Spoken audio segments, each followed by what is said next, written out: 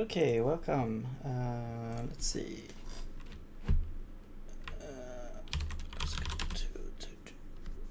I think go back.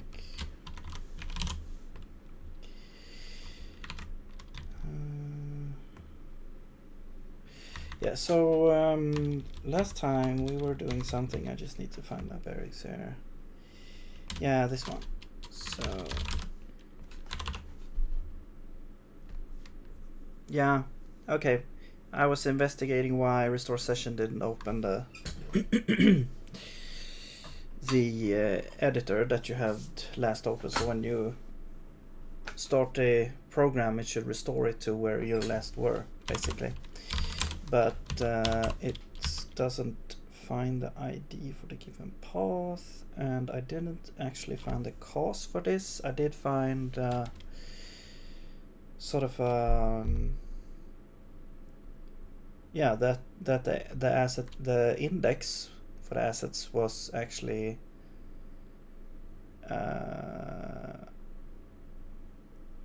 what was it? Yeah, it was populated, so it's strange that it doesn't find the document, but it could be that the path is sort of the wrong format.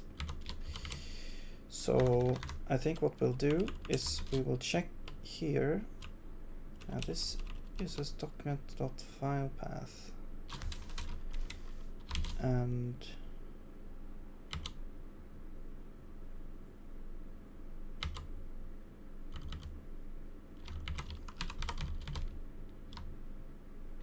okay, let's do, yeah, wait, could not,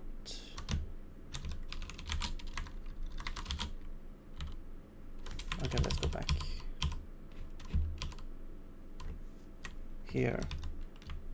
So I'm listing out the assets or the index. Here I'm saying could not find for this path. So we got both the path that we're trying to match and also the old saved paths. So we should be able to see now. Whoops. We should be able to see which. I hope nothing weird happened now. I'll try to source this file, I think. Okay.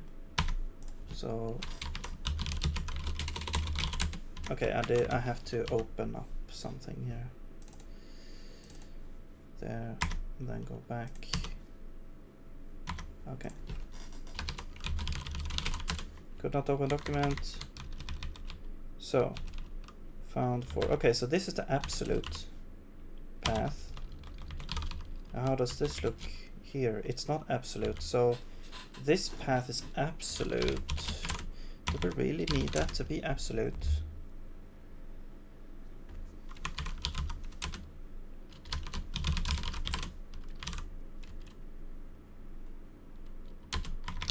Alright, so this one fails. Oh man, okay.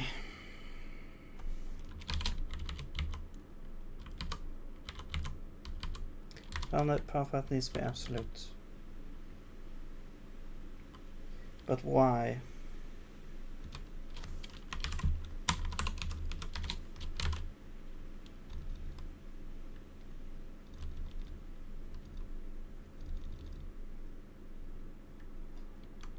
So we're loading this, yeah, we're sending it to deserialize, which is in, wait, yeah, it's here. So we get the path, this is now absolute, I think. Yeah, let's just check if it actually needs to be absolute. So or it could be absolute. We could send it in here to be absolute.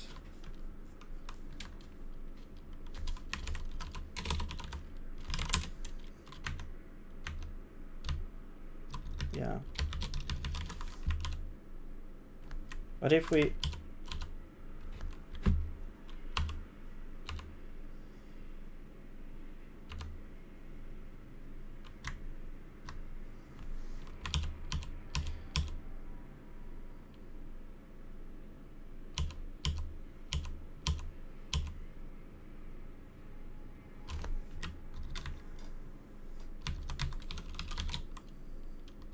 So it's this one is failing. So this path here is not. Yeah. I guess this is the problem here. We're saving this as an absolute file path. So we could here, we could actually, yeah, we could make it relative instead.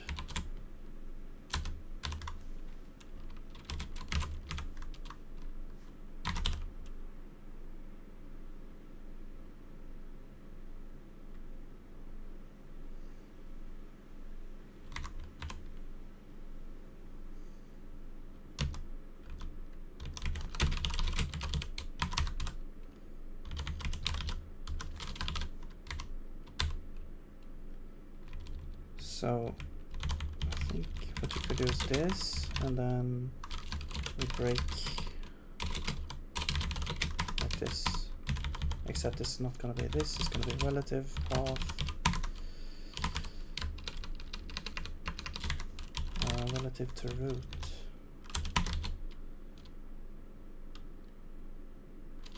Yeah, we need the current directory. Oops.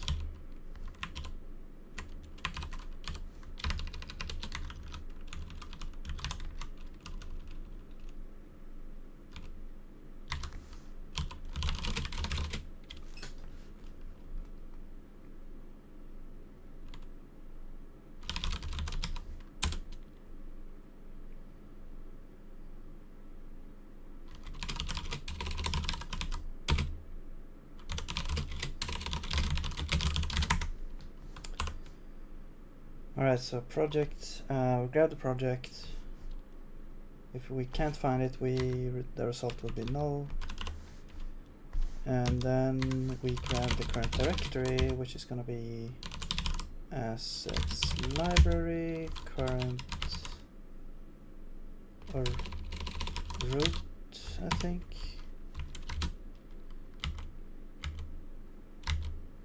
Yeah. And then I'm just gonna check if this is alright. It's like that.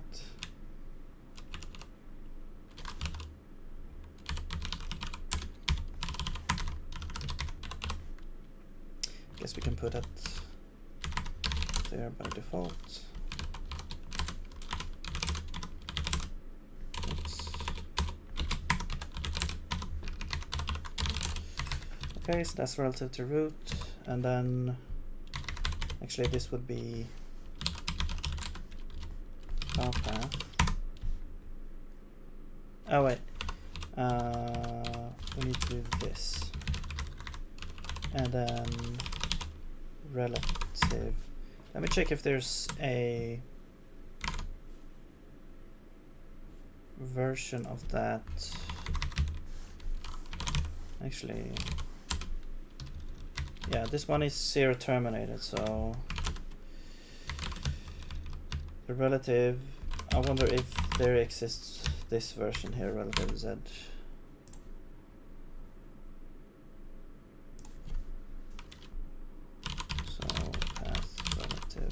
No, of course. There's a like a lot of string type things has 0 terminated like versions, but the file system path ones do not have that usually. It feels like. I mean, some do, but there's a lot of missing consistencies here, I feel like. And it even needs like an allocator and stuff, so there totally could be like a version of that. So this actually, and then I have to free this, and I have to duplicate this.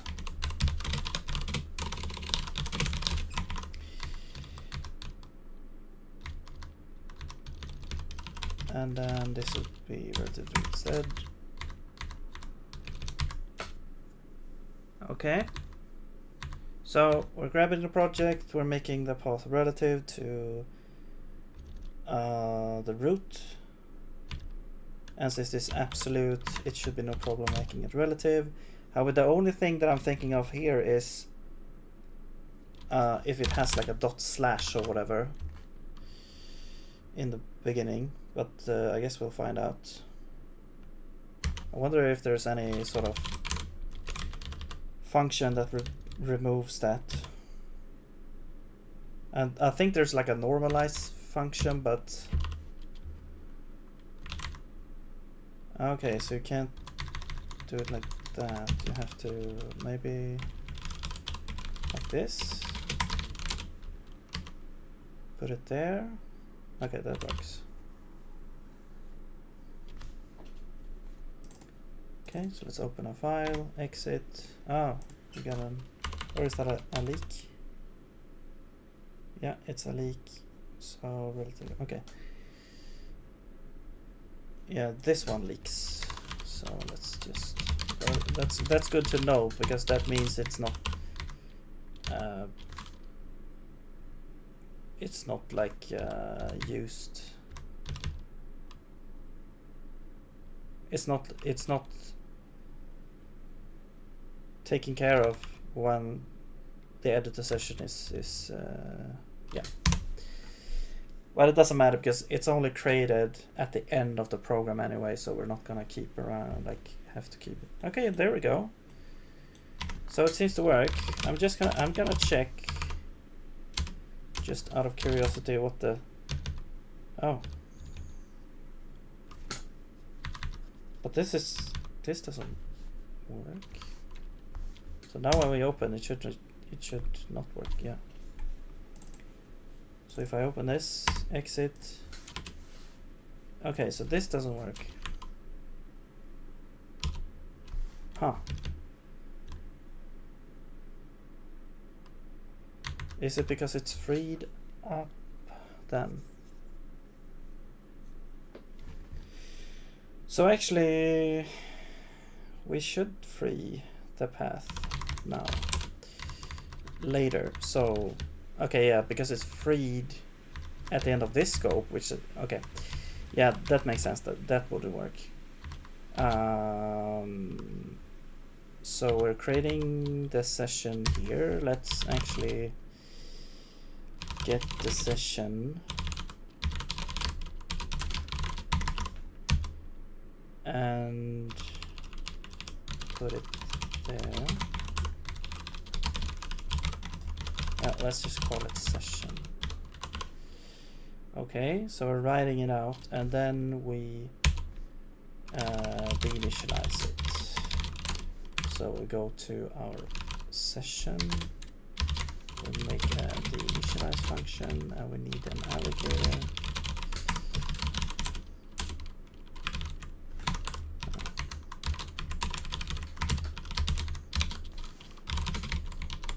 And we also need self into session.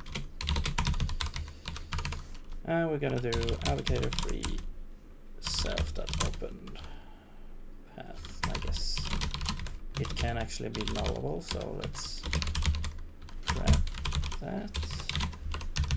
Okay. Let's also set this to null so we don't get any weird stuff happening here. Current project is also like not duplicated here, so we could duplicate that as well, I guess.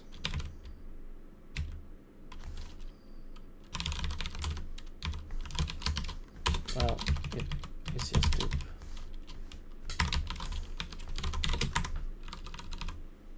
And this is catch and reach bar. So we duplicate that, and then here we do the same thing, except for the project. There we go. All right, and then after we're done with this, yeah, we already initialized it, but we need to pass in allocator. There we go. Oh, I guess we need this maybe.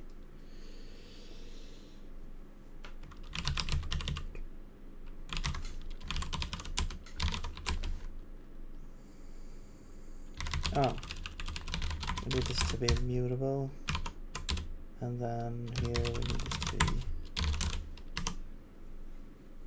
I mean, I guess it doesn't matter since we're throwing it away here anyway, but.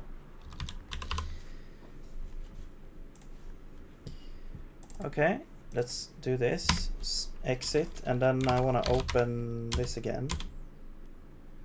And now we can see, yeah, we get this now. Okay, cool.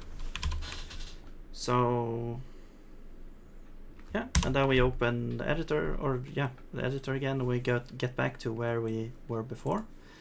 And then when I was doing this, I actually worked with this file and replaced all the entities here with the entity types from here. So before they were sort of like hard-coded entity types, but now we have this custom entity type system. So I started replacing the existing ones, the old ones, for the new ones. And then we got to this point where I exited out and opened it and noticed that we didn't get in here anymore, but now we've fixed that as well. Okay, so let's go to do, and I think, did I write this down, or was it just,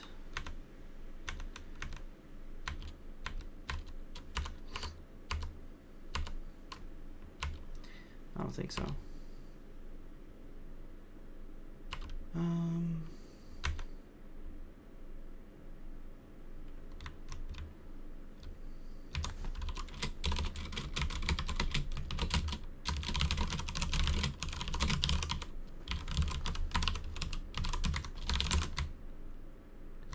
Just write that down. We had that from before.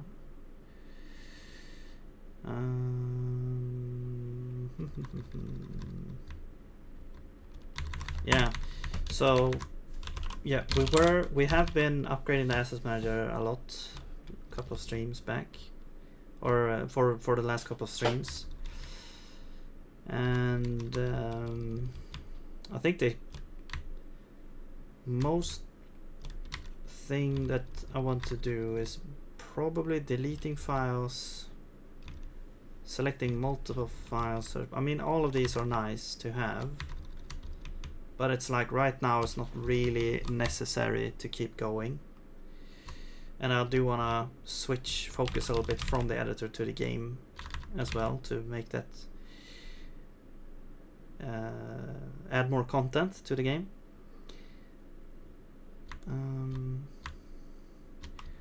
But yeah, so references. Oh yeah, we're talking about references, improving the way we list references to other documents, because right now it's like if you delete a file, it's like it's just gonna crash if it doesn't find a reference. Or I guess it depends on the type of input you have, but it kind of assumes that everything exists. This is actually done, except deleting is not done, but because we don't have delete action. But okay, quitting changes dialog. Oh, yeah. So we don't have this. We don't have like you can quit with having changes, unsaved changes, and then we just discard those on like immediately. So that's bad, but yeah. Interruption handling. What did I mean about this? I don't know. Interruption. What kind of interruption are we talking about? I don't know. I'll delete it, and yeah, because I don't know what that means, and we'll probably get to that if it's something that we want to do. It would just naturally become a requirement. Okay, so yeah, I forgot what I was doing. So I did yeah, sort of do this whole organization. So we have all the tile maps, we have all the, well, that we had from before. We have all the textures now in here. We have all the scenes working, the entities, and the animation. So there's a little bit of testing stuff here, but never mind that. Okay, so we basically have everything. Oh, this one is... Oh, okay, I think I know what happened here, so that's not great. Okay, there's a little bit of nuance here. So let's say I create a new... So this one used to be populated with the real animations, and I lost the other one. And I know why. Because I had the old one, I created a new one in here called the same. Exactly the same. And then I moved it out there, back to the parent. So it overwrote the original thing here. So that's why this is empty. Right. So I need to restore that. I have a backup, fortunately, so I should restore it and then create a new backup of this, because I've done some changes to stuff to make it work with the new versions and stuff. But that's definitely something. If you move something and then it does exist at the target position, you should probably get like a dialogue saying, do you want to overwrite it? Do you want to cancel? What do you want to do? So, but I think for now, to prevent that from happening, I think I just want to have some like a warning saying that, or it would just be an error and it would cancel the operation, so you won't actually do an override. So you have to like handle it in some other way. So I think I want to fix that first. Let's see, where do we have that? We have, I think, an Assets Manager.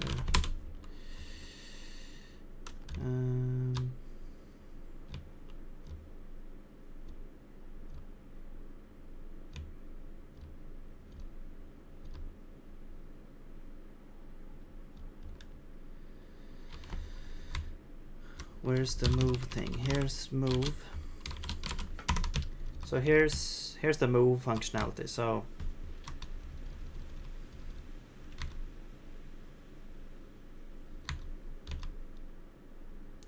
I think we probably want to move this entire thing into like a move file function. Move asset or node maybe.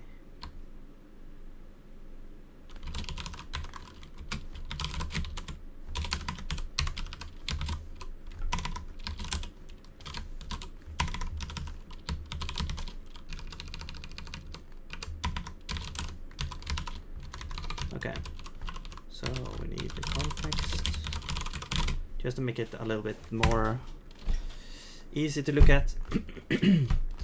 We need the target directory,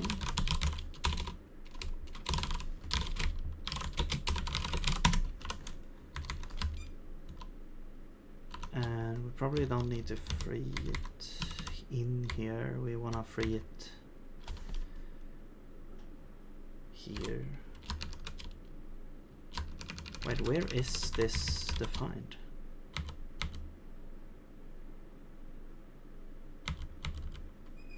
Wait, let's back up a little bit here. Did I accidentally delete something here?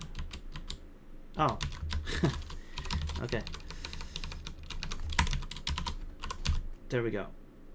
But what I want to do is I want to... Oh, we're duplicating it in here. So I probably want to do that actually. Context, and then target directory. Actually, let's check this.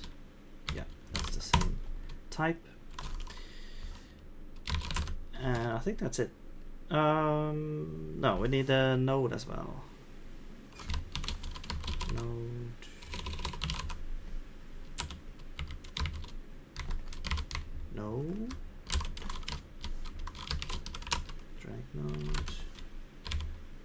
that's the file.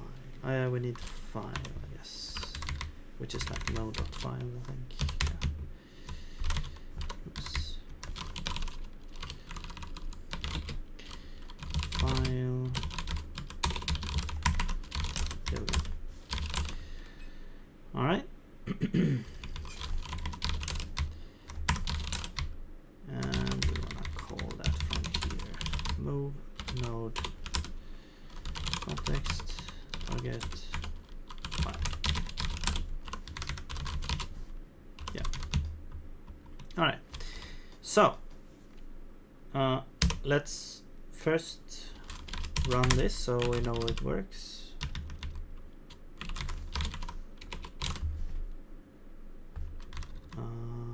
Project. Oh, return false. Okay. We should return a bool.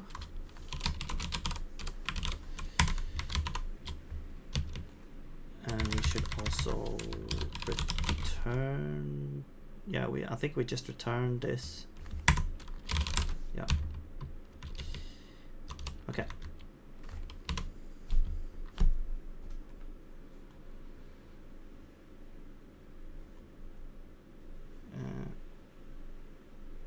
Right, so let's just make a new, I guess, animation, or I don't know, entity type or anything.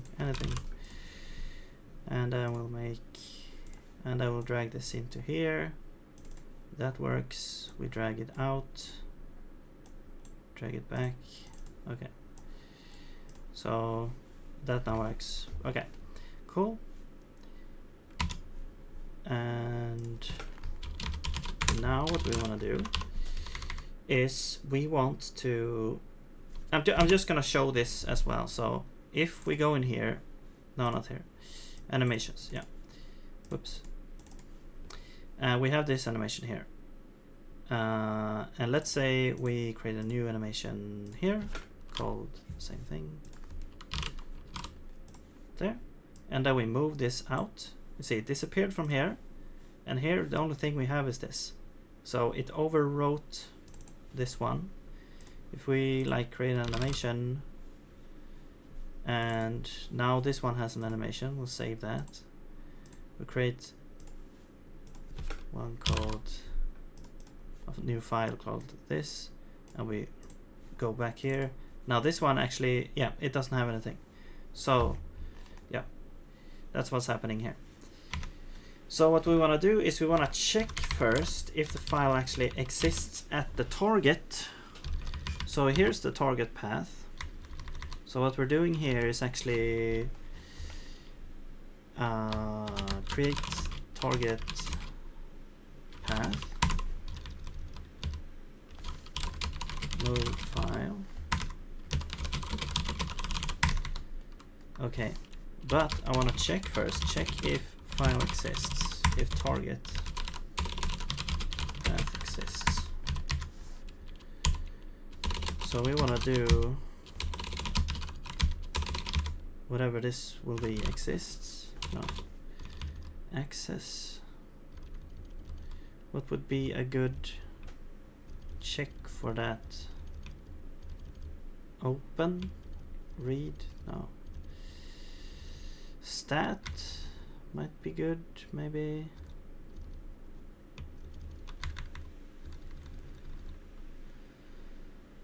Three syscalls.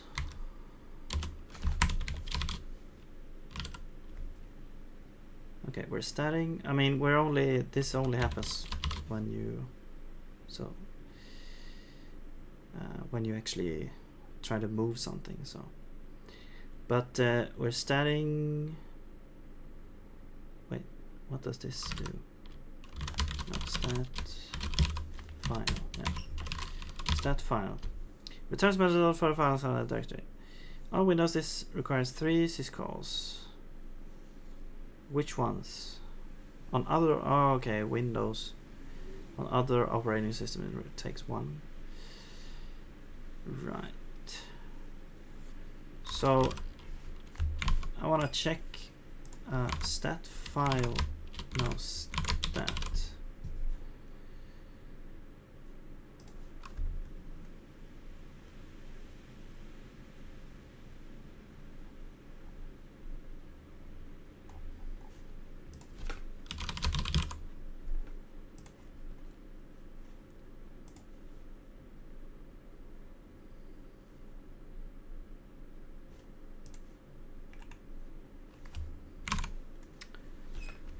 So I guess if it exists, if it doesn't exist, I mean, we're gonna get some sort of error. File not found. I guess file not found is the only case I think where we wanna actually go ahead and do this. So we can do catch error, and then we'll switch on the error and we'll say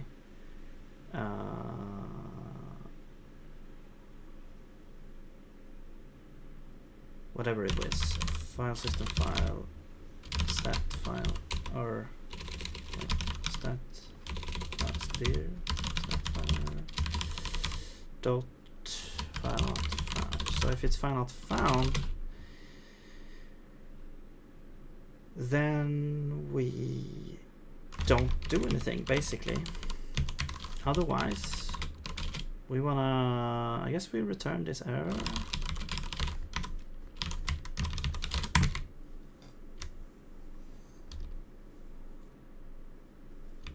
Or do we want to catch it and so we don't return it. What we want to do is we want to say context show error could not move file to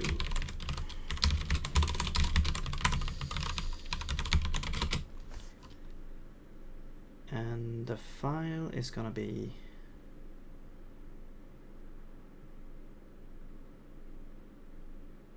the file.path and then target path and then the error,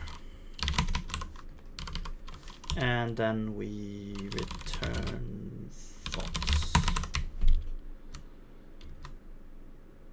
Okay, so we're checking if it exists. If we get file not found, that means we can go ahead and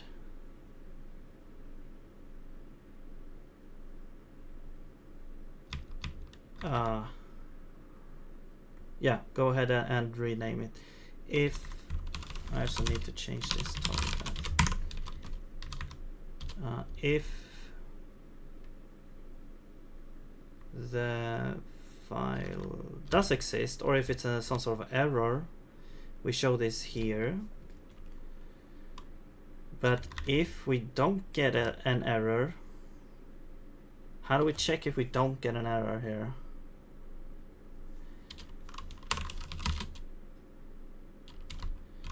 I guess we get the stats.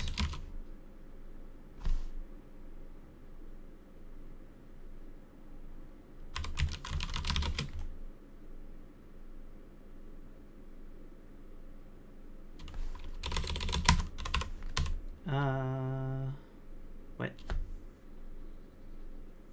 Right, so we do this. Now here we actually, this should return a null.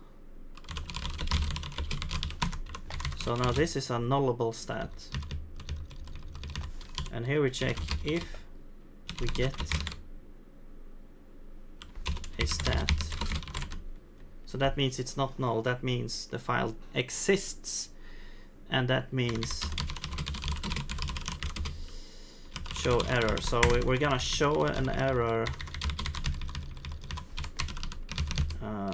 that's like could not move file exists, target exists.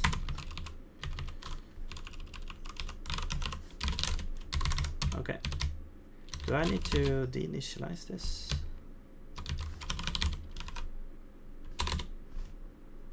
No? Okay.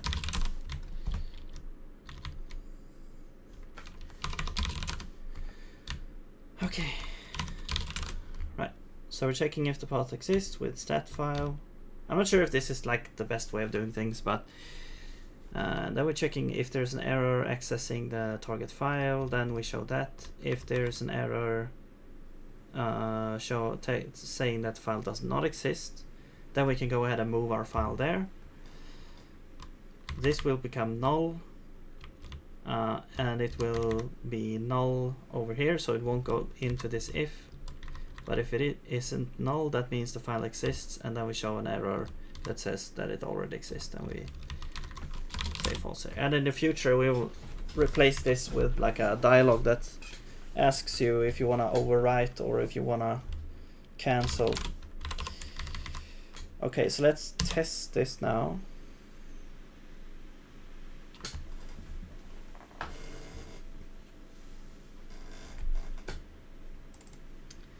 So we want to overwrite this file. Let's see if this works first. Let's create an animation, save. So if we go and open this file, we get this animation here. Now we create a new file here, which is exactly the same thing. And we try to move it down here. It says cannot move this file to this target exists. Okay. But if we create another one called cleat2, and that works, so now we can move that. Okay, so now we don't get any weird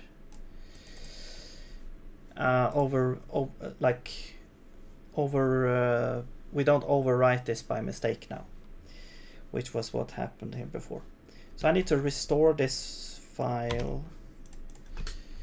And we do have, let's actually do this. Let's go into the project, animations here. So here's the file in our new project. Well, it's empty, so, and then we'll go to the backup, and we have 1 second. Get animations here. So here's that one. We do need to change this a little bit. So texture path is going to be texture ID. And let's find out which ID it is. So we can go in here and we can set the texture to cleat. This one, I think. Save it, go back, and now we have the texture ID here.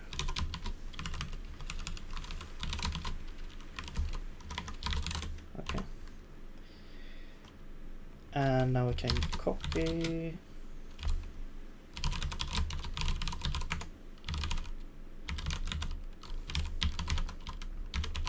this over to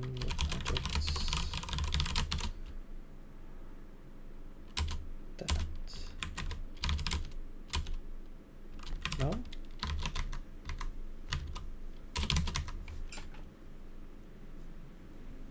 Oh, yeah, animations. There we go.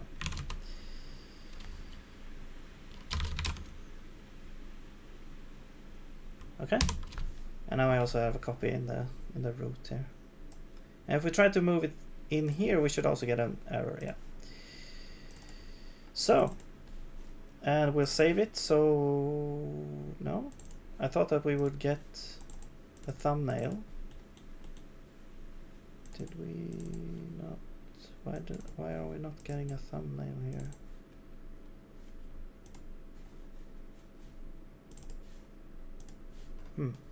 Interesting.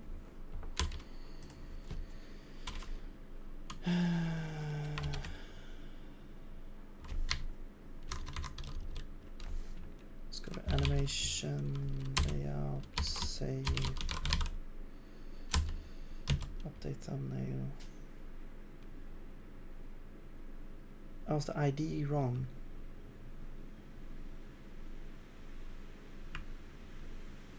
Okay, the ID might have messed up the ID of this file. Let's check what the cache says. Index.json here. I will search for create animations. Yeah, this should be... Wait. This one.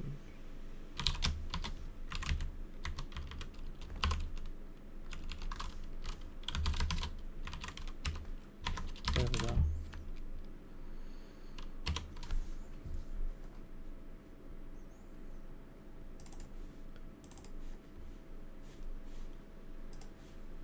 No. Why isn't it updating the thumbnail?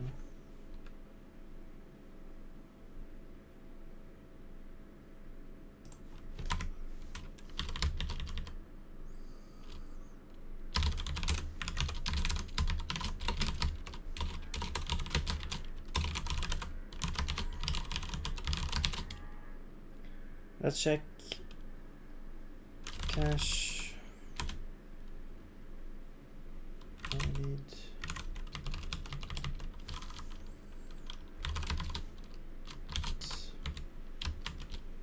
oh, there's nothing in here. Why isn't it creating it?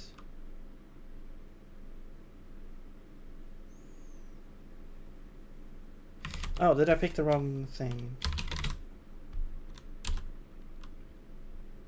No, clit emissions. Oh, it's in the thing. Okay, yeah. Here is the right one. I have like a bunch of copies. Okay, there we go. Now let's see. Animations. Clit. Save. There we go. Okay, cool. So, yeah, now that works. I'm just gonna... no, I won't delete them. But now we do this. This fails. This one should still work, yeah. So, great. I think now we have basically all of our assets sort of updated and working. We can open them all. We can... Well, that one is just a test. The textures you can't open, you can just view them in the thumbnail. So scenes, I can open all this. Oh, except this one. Targeted. What? Could not open the scene. Okay, something is wrong with demo swamp area 1.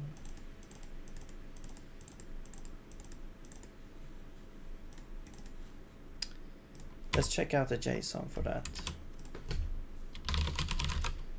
First of all, I want to do a backup. So let's do a recursive.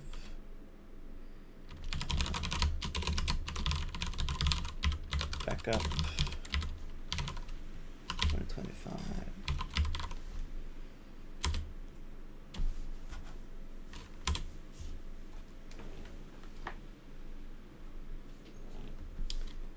Okay, so we have a backup.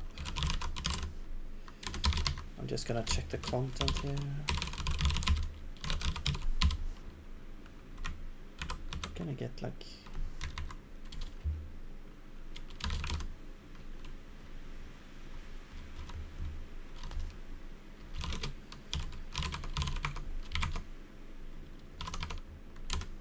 okay, so that's our stuff in there. And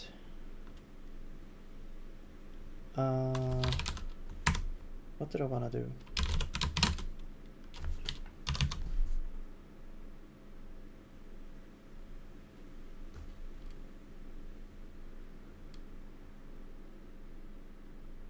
I forgot.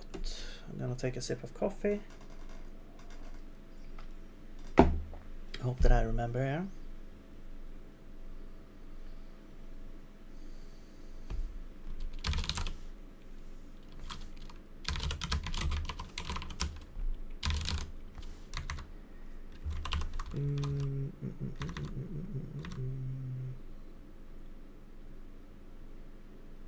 Oh yeah, the scene didn't work. Let's open up. Oops. The scene. Scenes. and demo swamp area. Let's see what's happening here. What is the issue?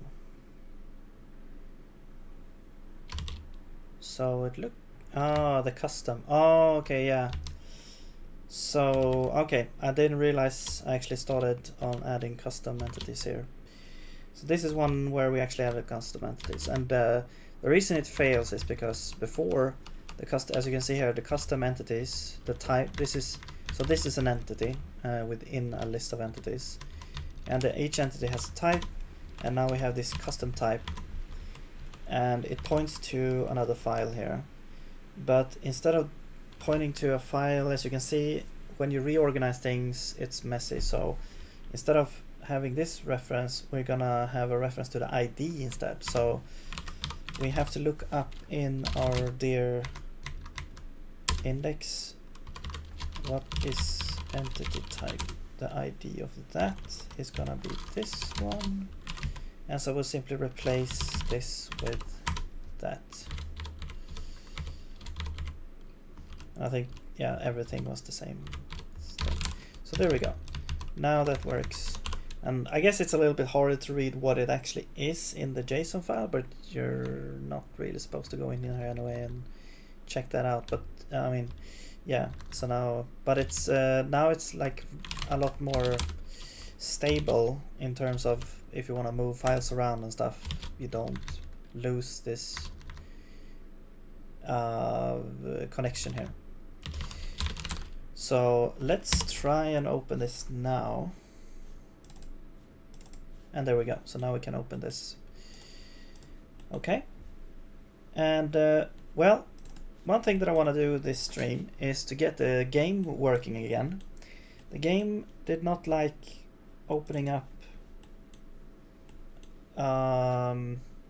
one of the scenes here. I'm gonna test this one, or maybe, yeah, I want to test one that doesn't really have the new entities, and I don't think any of these does have the new entities. They have the old entities, so this should still work unless there's other things that we need to fix. So I'm gonna fix it up to that point, and then we'll see what we can do. So it does crash here, so let's check out what we can do. What type of error we get here. Unknown field, reading the scene. Okay. I did think, I think we actually did start with this, maybe. I'm gonna open up the code for the game here, and we'll go to scene. So there's something here which is different.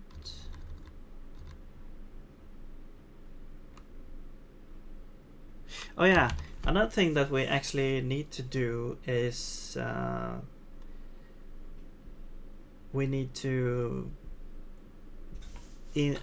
implement the asset index functionality in the game code as well. So that's something you need to do. You need to be able to look up the IDs by index, by reading the index JSON file and getting the IDs out of that.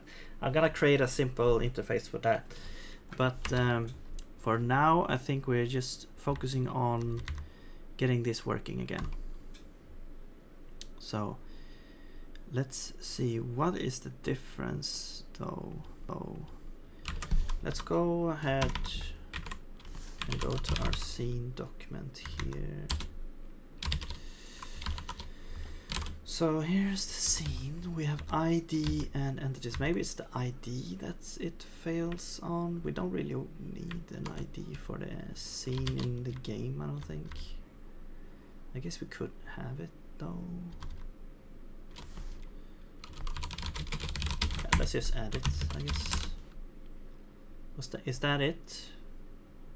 Also, to make this easier, I'm just gonna go to main and pick something else here. Test village. No, not test village. It's gonna be whatever it was. It's this one. Forest entrance. Yeah. So the forest entrance, except it's not in here, it's in scenes. There we go. Okay. We're probably gonna get a lot of errors. I mean, finding the textures and all that is also gonna be maybe... Like, we don't really have...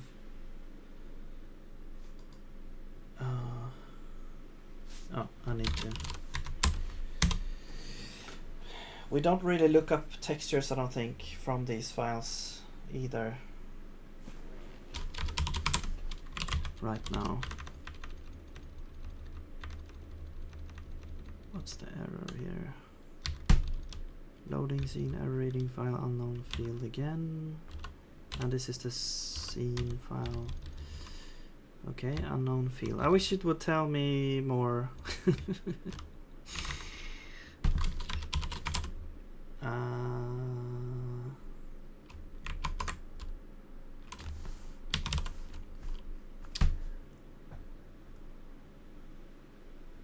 Cursor, somewhere we have this thing, somewhere. I believe we have somewhere here, we have like a JSON parsing thing, and when it goes wrong, we show a little bit, yeah, here, error parsing JSON. So I think we can do this.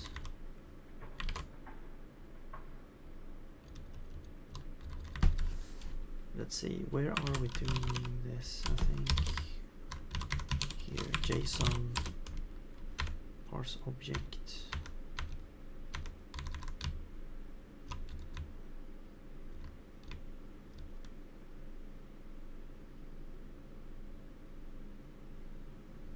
So yeah, I think if this fails, we want to catch and log stuff.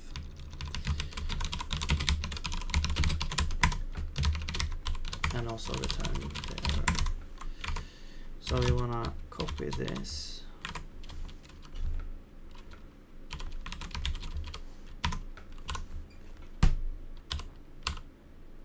What's this P? Okay. There we go. Error processing, we have a reader. Wait, we don't really have a reader. I guess it's the source.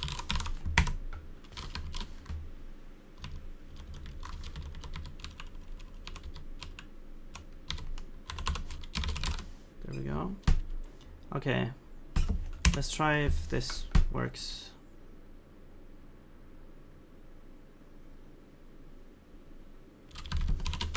We get some more information here. What's this? Font character size is bigger. Okay, whatever. Here we go.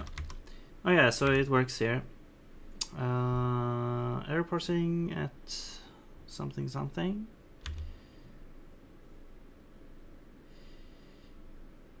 Okay, so I wish I would have done this a little bit better. So I'm gonna do input. I'm gonna say, let's create a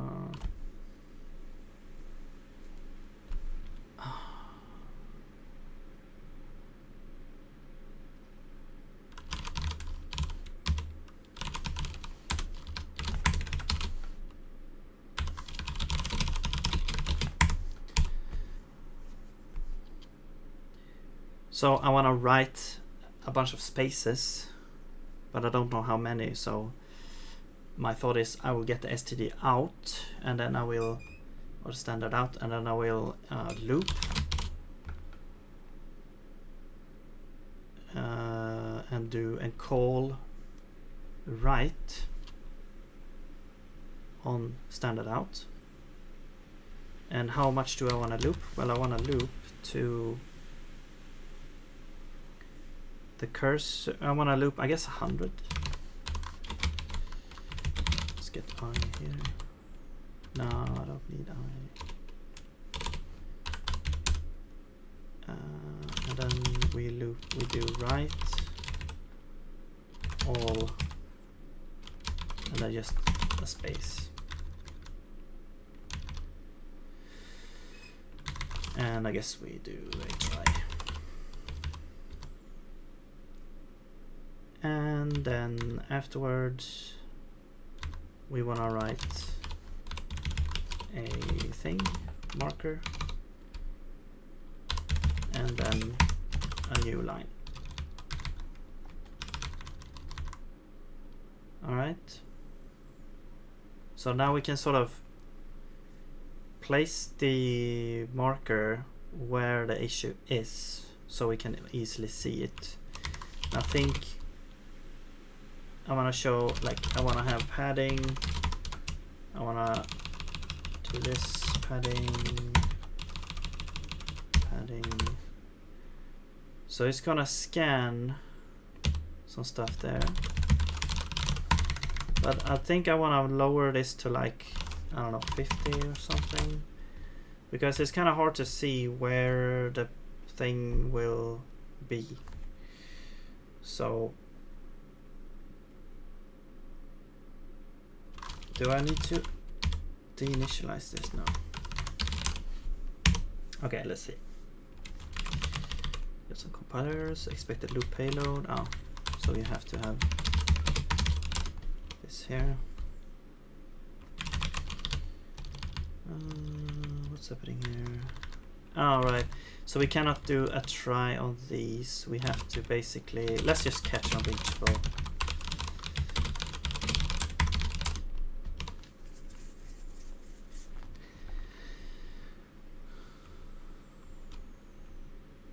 Okay. Let's see here.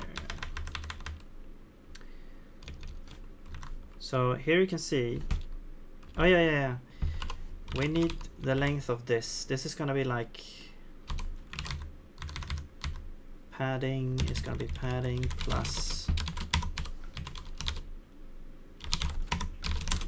Will that work?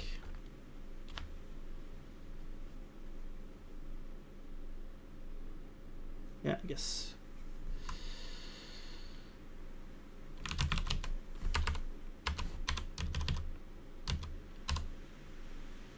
So it's this one. Wait.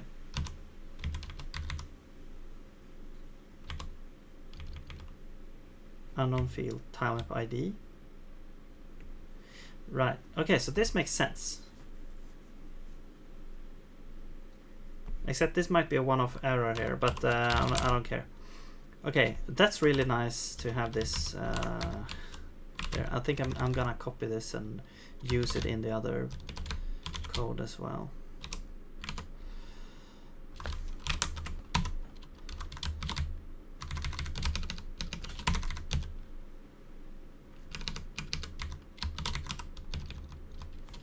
There.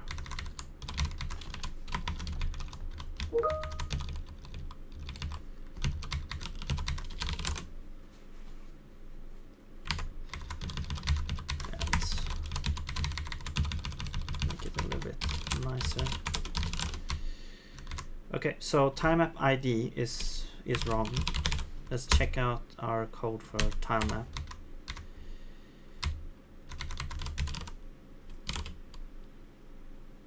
Wait, it's not tilemap. It's wait. No, it's in the scene, right? So it's it's gonna be the scene entity, right?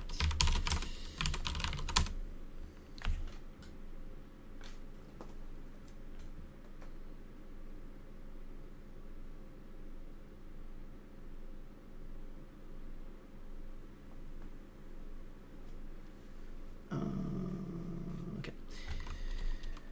I need to refill my coffee. Yeah, so we're gonna have to start tackling this ID thing. So maybe we actually do need to just, well, we do need to implement the ID reading thing anyway. So what I'm gonna do is I'm just gonna copy the file. So I'll just copy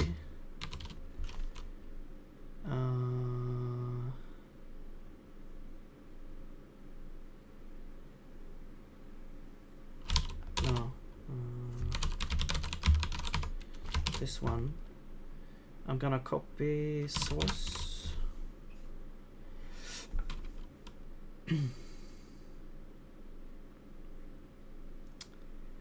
Asset index. I'm gonna copy this to source. Okay, so now I have an asset index file. Okay. And I don't believe we have like a root system here, so we have to actually just import it like this. Oh, the ID array hash map, we also need that. So yeah, whoops. No. Come on. There we go. Oops. ID array hash map. Cache directory name. I'm just gonna like set this to cache. We're not gonna be able to sync this very well. Maybe this should be like its own library that you can import in the game. That would be something. So it would be something that you import from the editor and the game, so you don't have to like duplicate the functionality. But anyway, I'm not gonna do that for a while, I don't think. I'm just gonna make this work, and it should not be something that we need to do anything with for a while. So anyway, we have now these things. Let's also go to our ID array hash map and see if we need to do anything here. So we need to do this as well. There we go.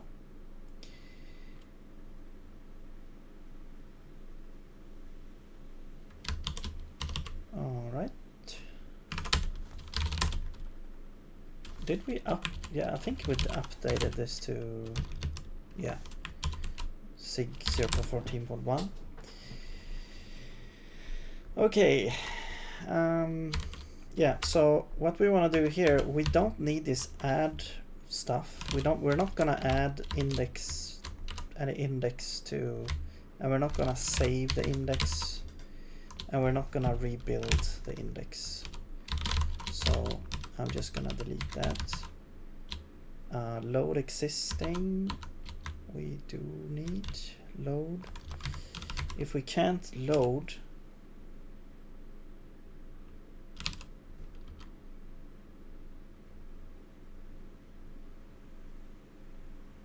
that's gonna be like an error.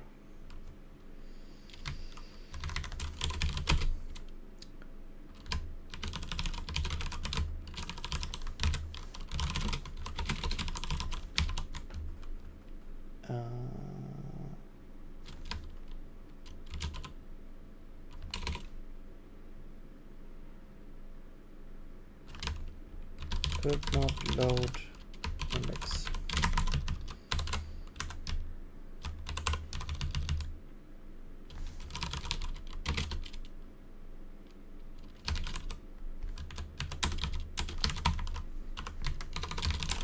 Okay.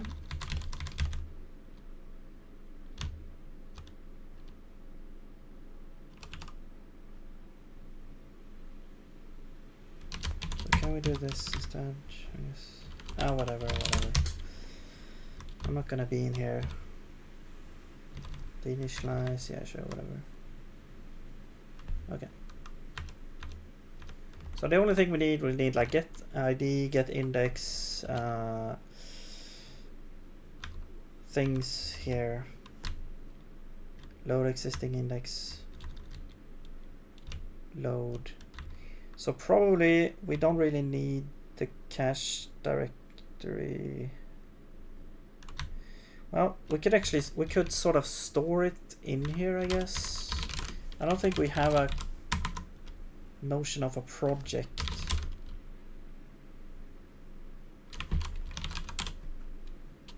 Yeah, we have it here. So I guess we'll add it here.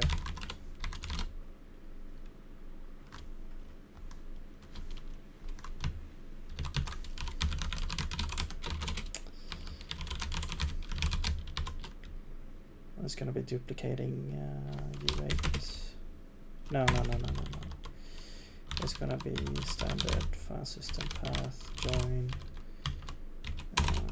project directory and cache directory name, cache unreachable, and also we need allocator.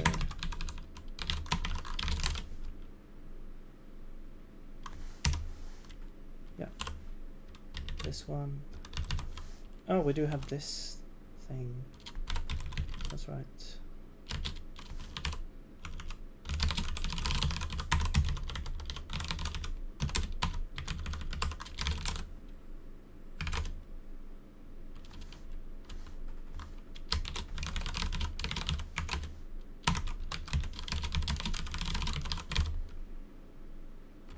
No way.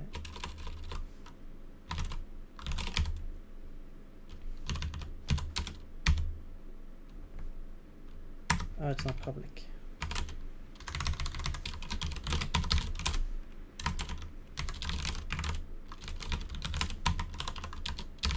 There we go.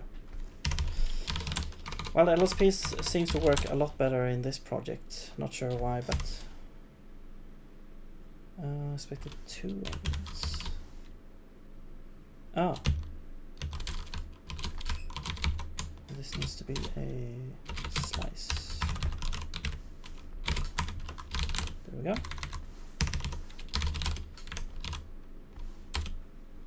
Unused function parameter. Oh yeah, so we don't actually need the project directory, we just need the cache directory here. Okay. Cool. Right. So, but we're not calling load, but we need to call load whenever we. Let's see what's happening in here. So this is, yeah, initial load. We need to also load a project. Right. So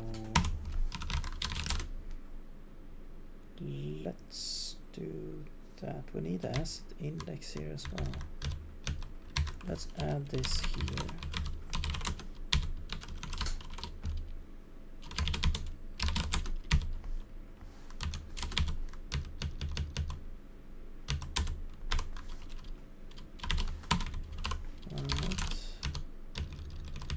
Then we actually wanna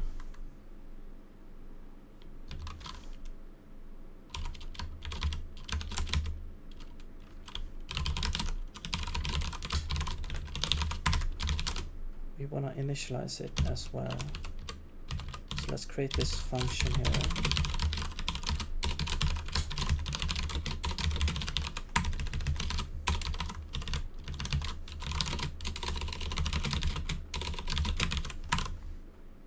Do we have l.uid? No. Is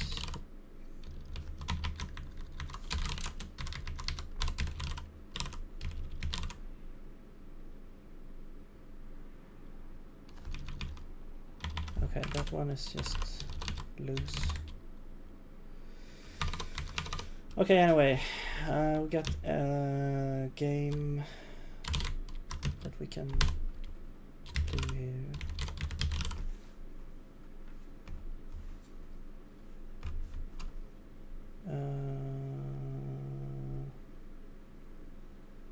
I'm pretty sure we should have games somewhere. No?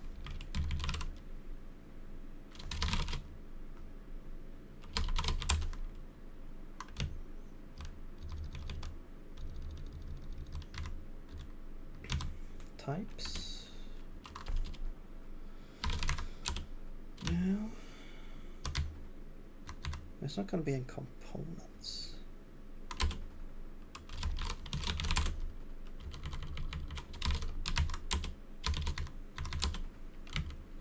Ah, okay, so we don't have game there, so we have to import it.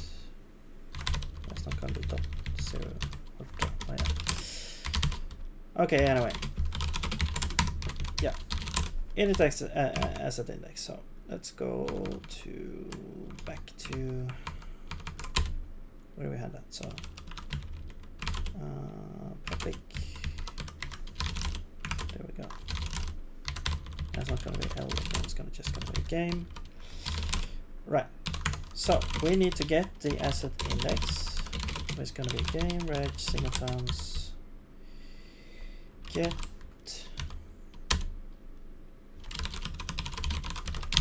this. And then we're going to do load. We need the allocator.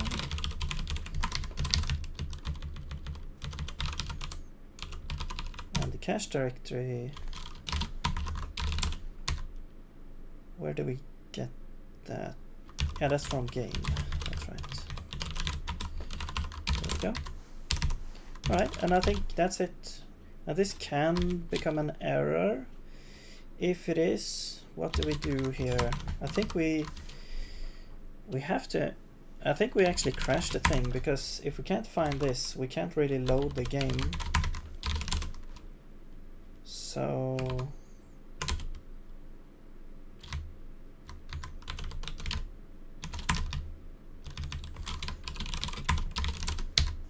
I'm gonna do that, and if we can't load the game, we're gonna catch this error, and then we're gonna log error, could not load game.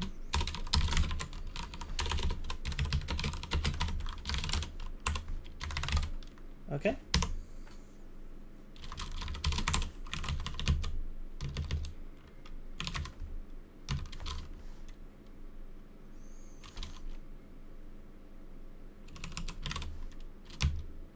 Oh. There we go.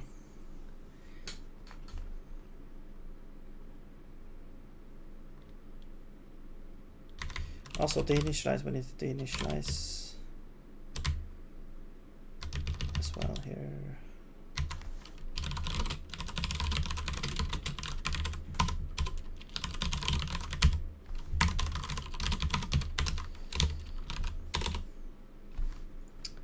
Wait, there's no deinitialize?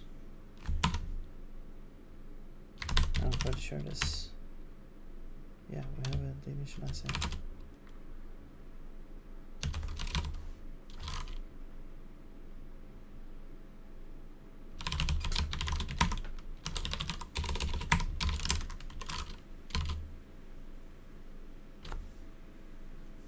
What? Oh. There we go. Do you need an allocator? Yes, you do. There we go. Okay.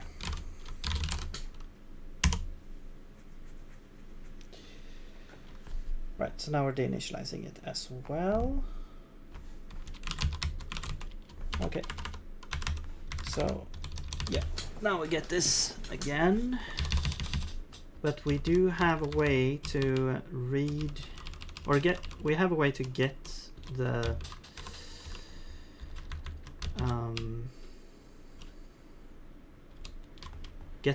file names from these IDs now. So now when we load the scene, well, the time map entity is gonna be file name. Now there's gonna be time map ID, which is a user ID.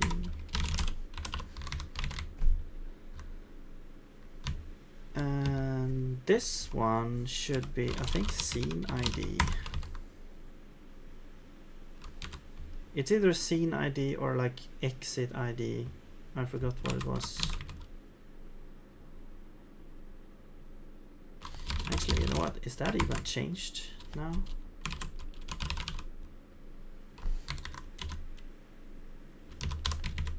It might not be.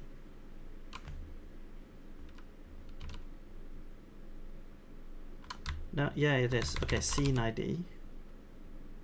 Yeah. So I think, yeah, because I did change that, so all the IDs should be correctly now stated in the files as well. This is a UUID.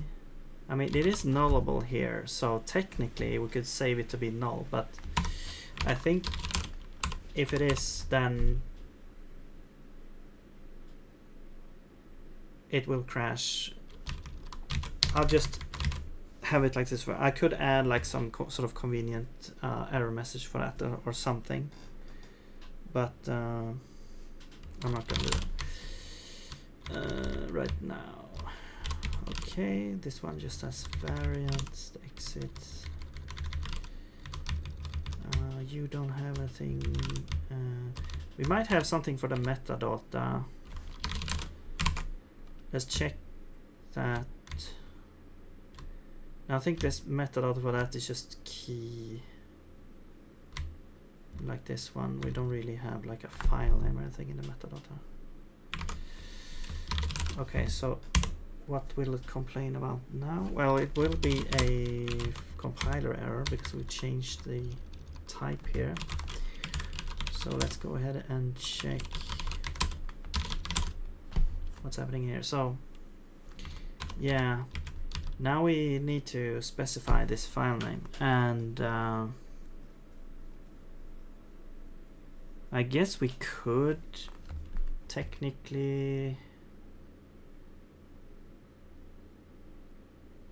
but it's gonna be part of the loading here. What I was thinking is technically we could change this to an ID as well, and then push the asset index thing for later. But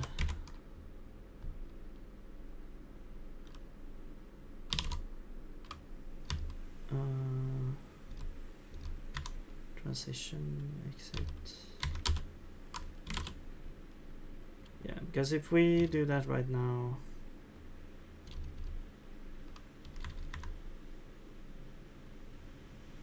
I guess it's better for storage. But we're not gonna have that many exits anyway. So okay, let's actually just create the scene file name here. So we need the asset index. There's the metadata and everything. We need asset index. Nice that we can now just grab it like this.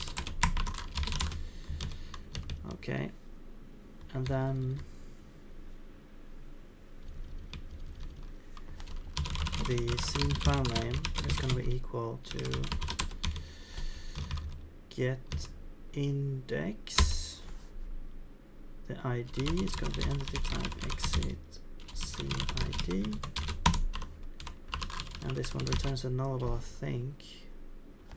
But I think I want to change it so it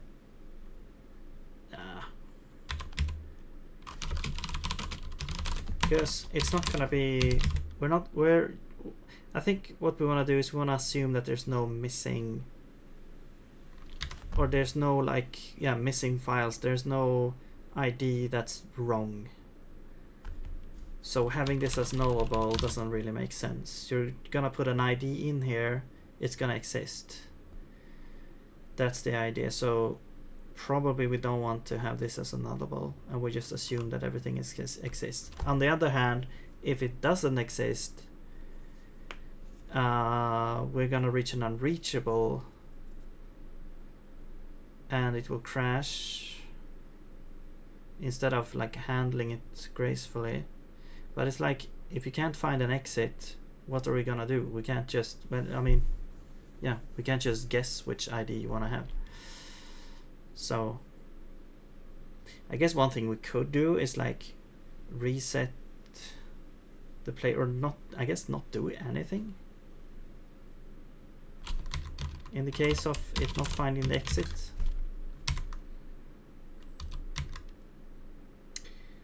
Okay, anyway, this will crash now. That's it. That's that. Okay. So get the scene file name. Also, I don't want this to be zero terminated. We don't, no reason to have things zero terminated here. And we probably won't ever use this function, so I'll just remove that. And let's name this get file name instead.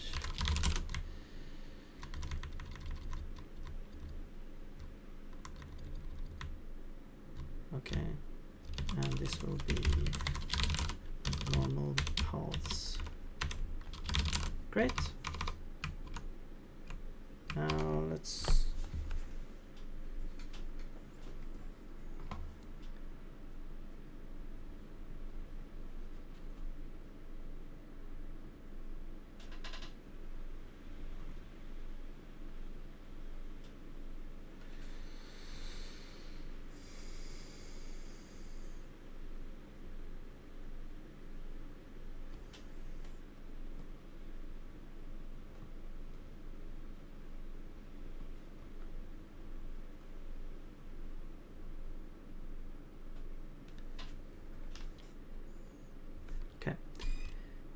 sorry, I forgot. I lost my focus a little bit. What was I doing here? Yeah, get file name. So nice that the LSP is working, at least in this project. Although we get this weird syntax mismatch things. This should be yellow here. Because it's a function, but it's white. So it's annoying me. Maybe I should disable syntax.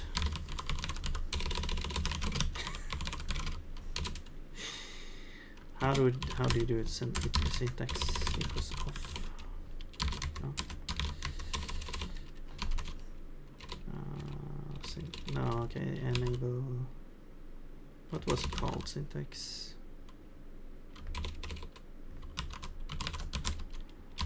Set syntax. What's all this weird stuff?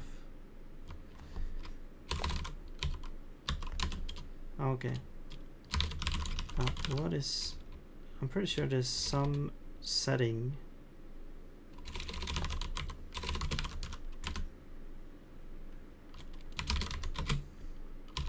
There we go. No?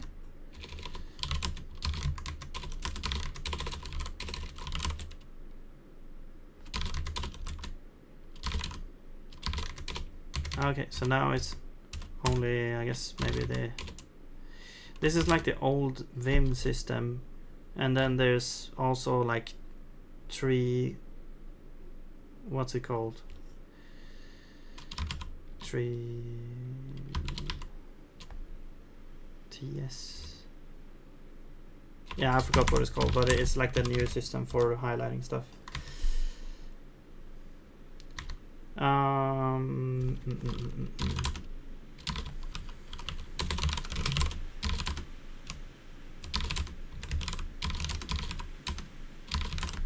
Okay, whatever. Scene file name. Yeah, so now we get the scene file name out of that. So great.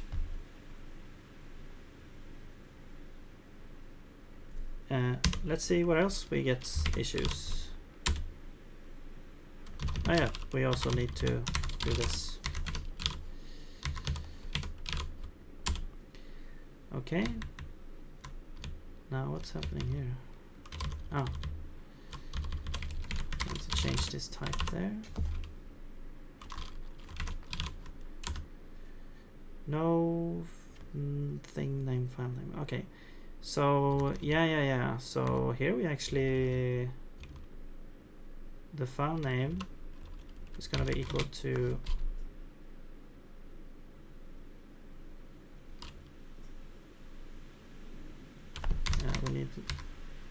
we need a couple of things. We need game.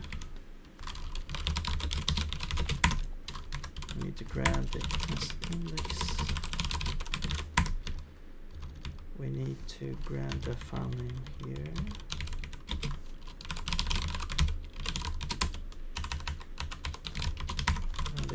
load time of ID.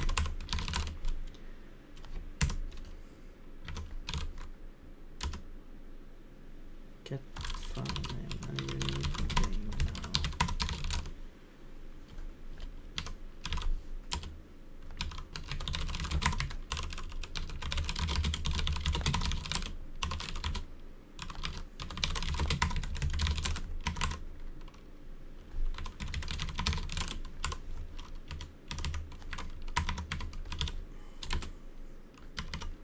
Actually, a lot easier than I was expecting. Also, why are we calling this multiple times?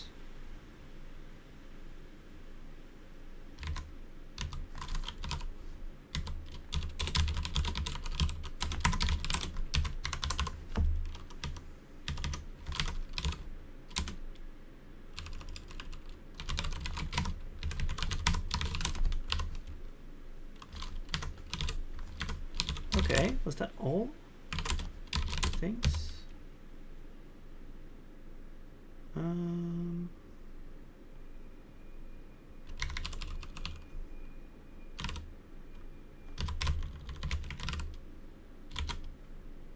Get time of key, initialize. I'm just checking where this is called so we don't. Yeah, it's just in initialize and create level entities, which is also like at the start. So. And also it's called, no, that's where it's called, okay. Is that enough?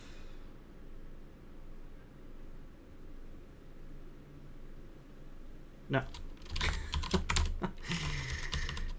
I was having my hopes up a little bit there, but that was very foolish of me.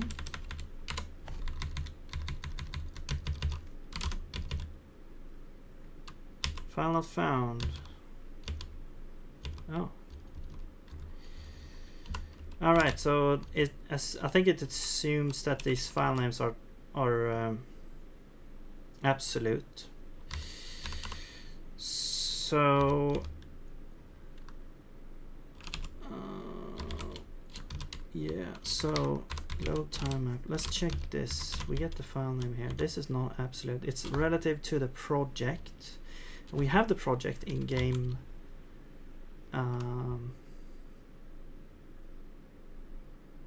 in the game thing. Also, I was thinking where this is like deallocated, but I guess it's like it's gonna be deallocated in the index. But let's worry about that later. So there might be some inconsistencies where we actually deallocate this string that we get.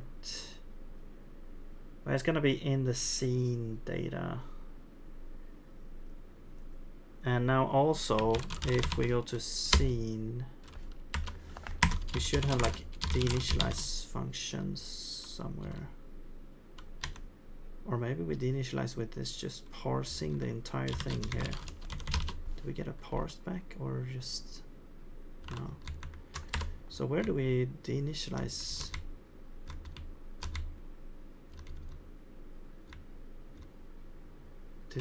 Did we just not deinitialize or yeah, free up these strings?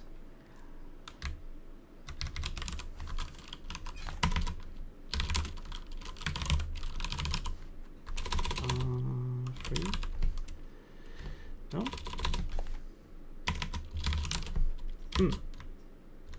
Interesting.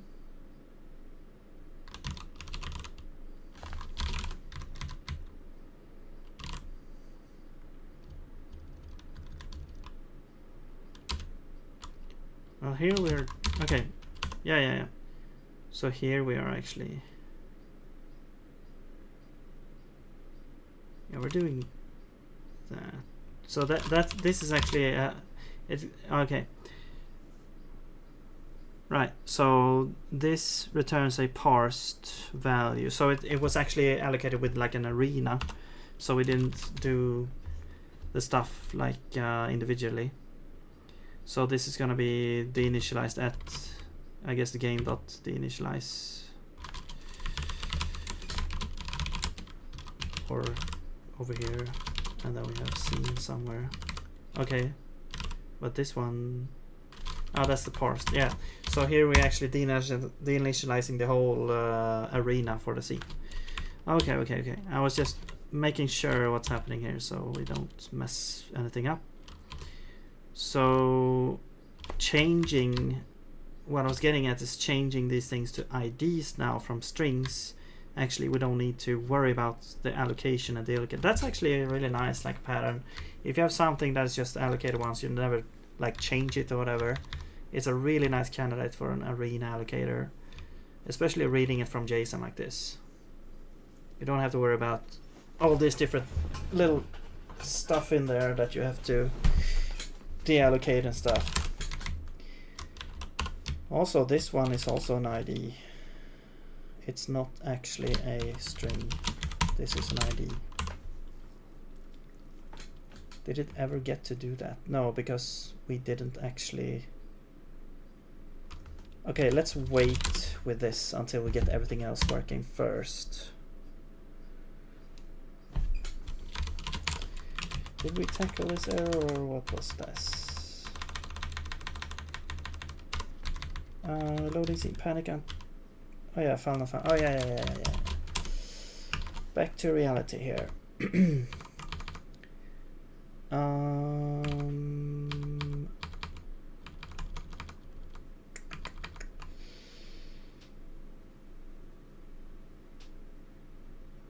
So where are we doing that? I think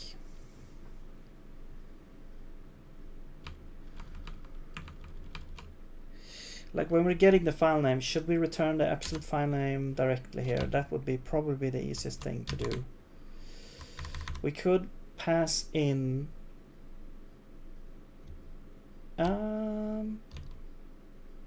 actually, yeah, when we load the index, what we could do is store them as absolute paths. So we have the cache directory here. If we pass in the project directory as well, so we get this back now, we could actually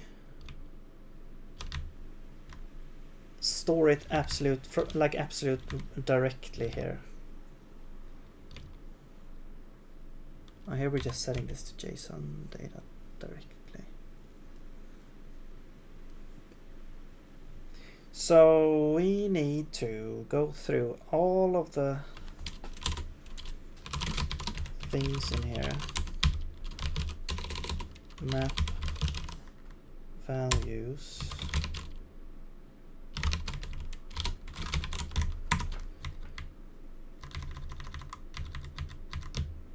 Yeah. And yeah, this is a pointer here. So what we want to do is we want to create a new like this is going to be the absolute path. So this is going to be join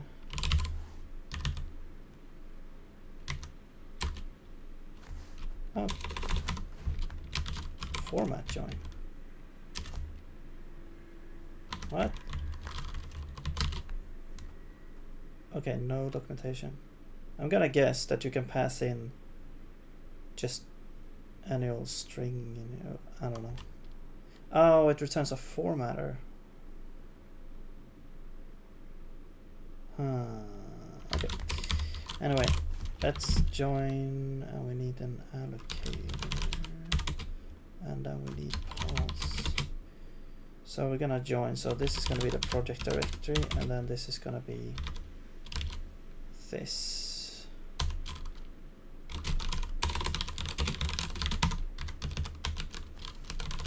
And then we populate with a new thing. But we also wanna free this.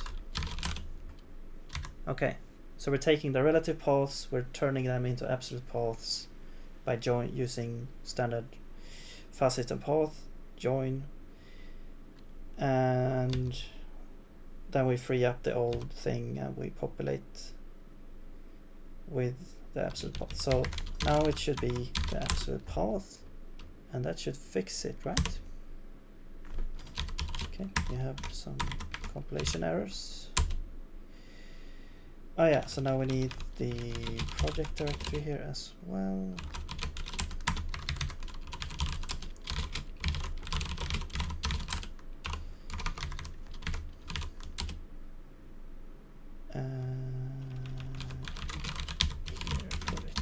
There we go.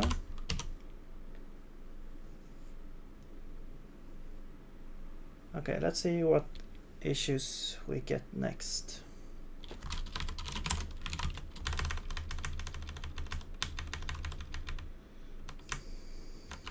Oh, we're starting to add entities now.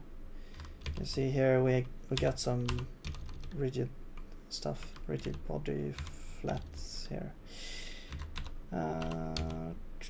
Texture added, unreachable code. Okay. So there's missing textures, I'm gonna guess. Textures.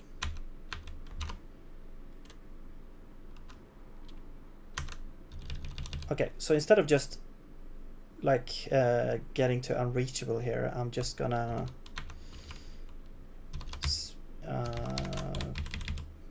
wait, no, texture 49 here. So instead of doing unreachable, I'm gonna say log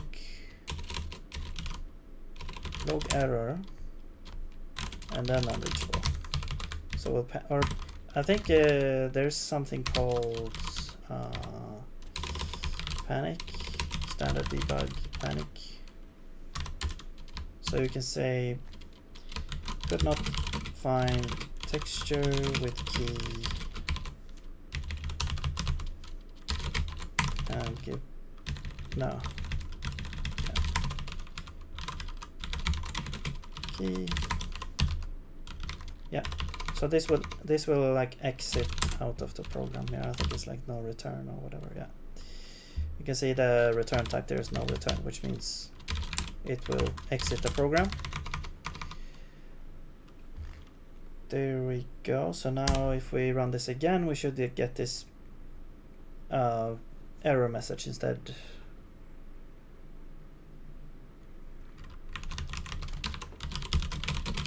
Yeah, and now we have this key here. So let's check.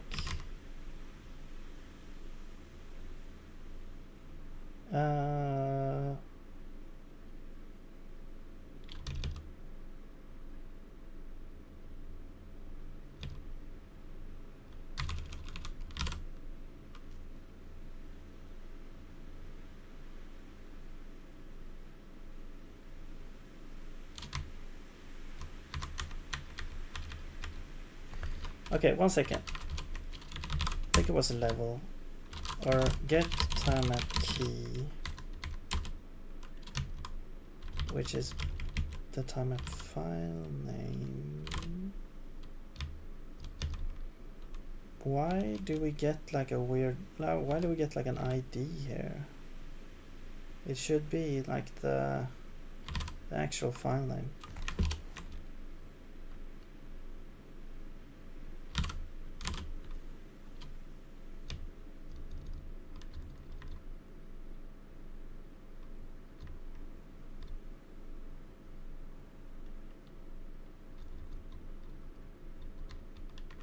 Okay, let's check the actual index file to see if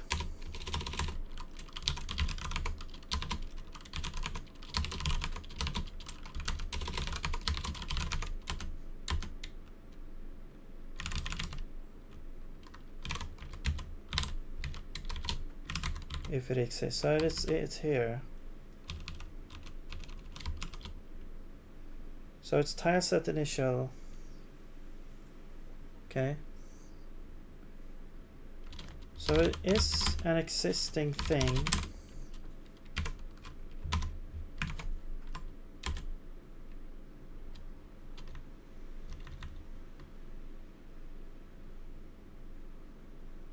Wait. No. The key is the ID, right? And the value is the path. Yeah?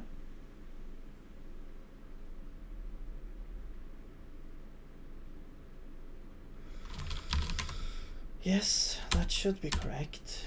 Yeah, the key is the ID.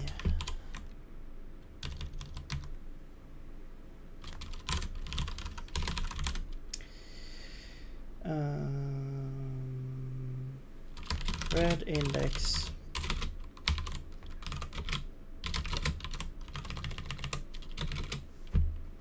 This is the ID.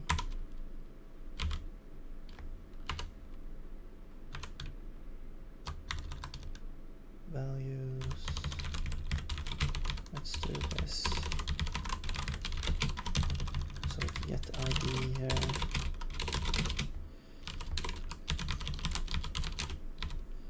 Keys.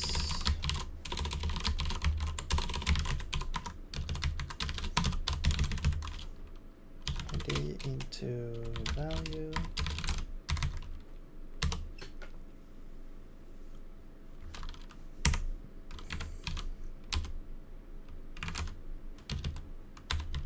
Oh, there we go.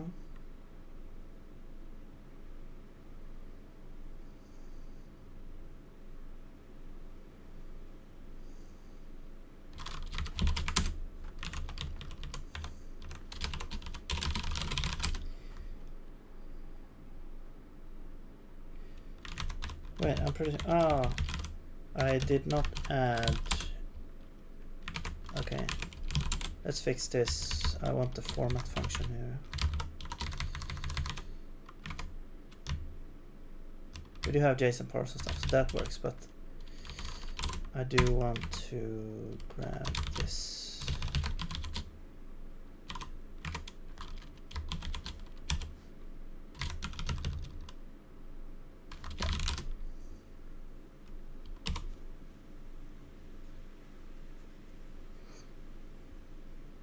So now it's gonna be able to format itself in one of the formatting strings things. Yeah, so there you can see now it formats nicely here. Okay, so we get these now. So that looks good, and it's absolute path now. Excuse me. So it looks like it's correct from that point of view.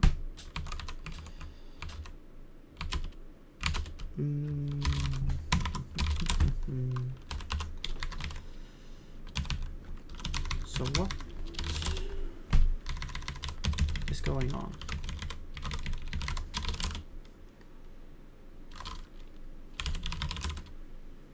No. Get timer key. So the issue is that this function. No, wait, let's actually see, where is this used? Time up key. Was it time up key or was it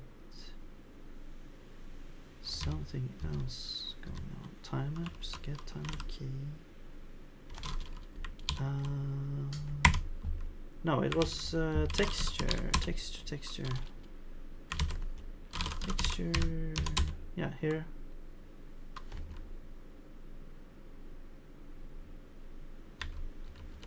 Could not find texture with key.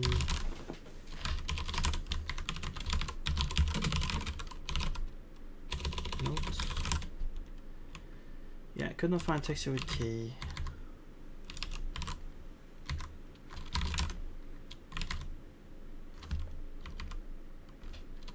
What is this? Texture container.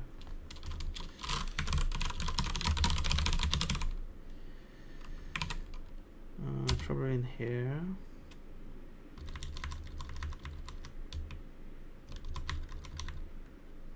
Maybe. Element key. Source tile set. Oh, I see. I see what's going on. This guy has also changed. This is actually an ID now. Okay. Yeah, so yeah. And now we're gonna get a whole bunch of errors. So this is an ID. So what we need to do is we need to grab the asset index here as well. So this one, I don't think this one was only like a draw. I think this only happened once when we like load it. Yeah. So we should just be able to. We need the asset index here. Tissue container. Let's put that there. This can be.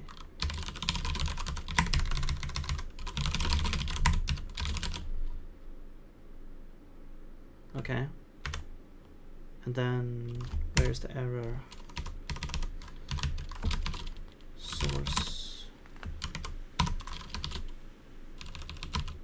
No, it's source dot tileset. Yeah.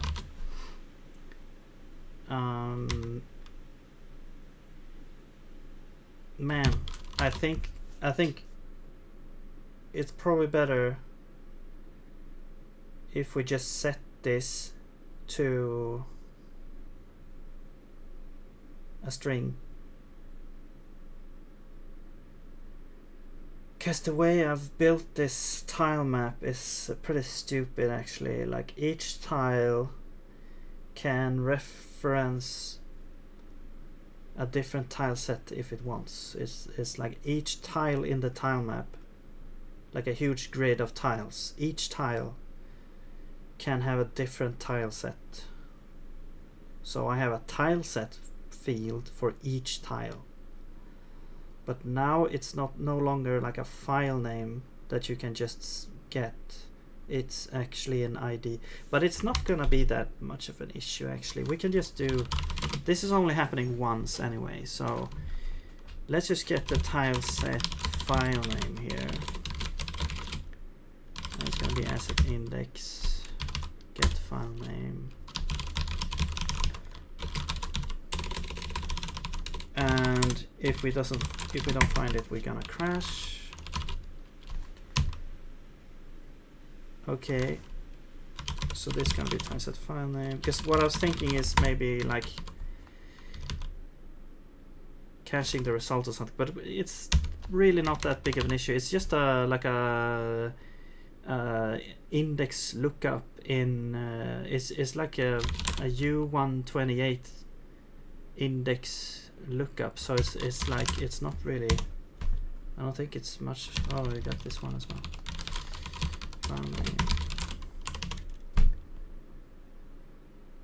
What else do we have? Now you want a asset index.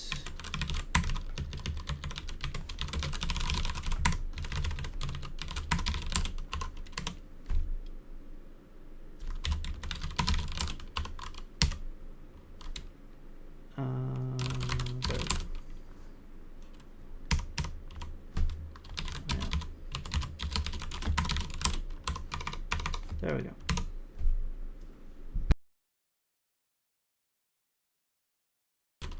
Okay, what else?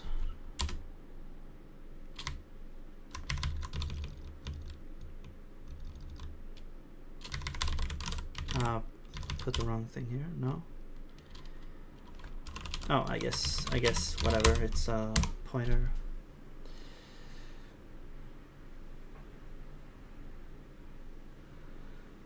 Okay, still crashing, I think. Yeah.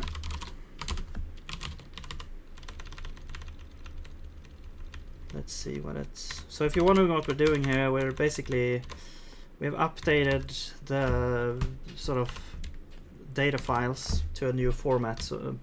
So I am currently fixing all of that to make the new format work with the game? Could not find texture with key.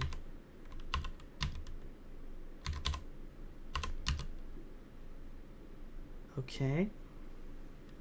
Oh, that's not the texture, that's the JSON for the texture. Right. We actually need... Okay.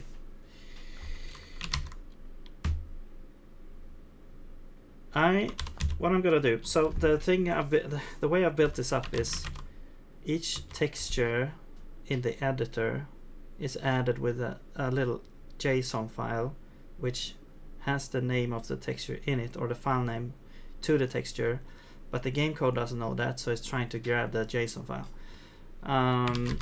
So what I'm gonna do is I'm gonna add a convenience function here that will load the texture file and return the actual texture file name.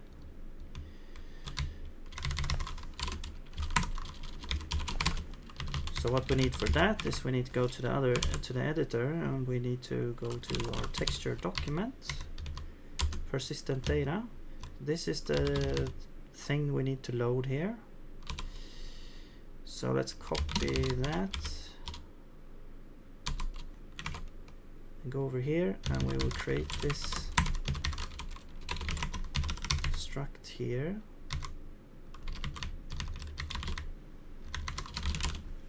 And this will be a texture JSON. Okay, that's our thing. And I don't think we need a special... we don't need to be... Well, actually, we're gonna interface with Raylib here, so we probably need this to be zero terminated. Okay, now we need load or get texture file name.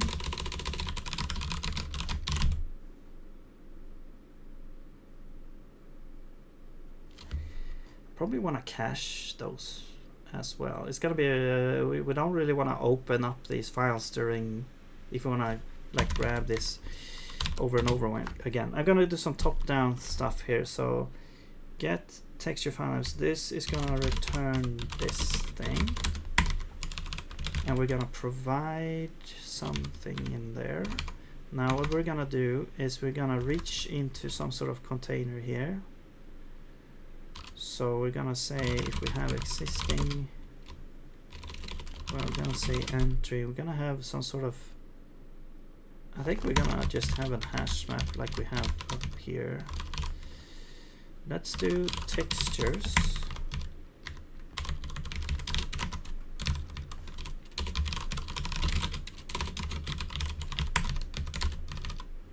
And yeah, we'll do the same thing for that. Okay, and then down here, I think we're gonna do like on the fly. Maybe we could, or do we want to load it in? We probably want to load it first thing, like in load. Probably gonna go into each texture JSON file here and then populate the textures, because then we have it under control in the load maybe. Yeah. Or do we want to have it? No, let's have it here. Okay. So we're going through each file. So we can do it here. We're gonna check if this guy is texture JSON.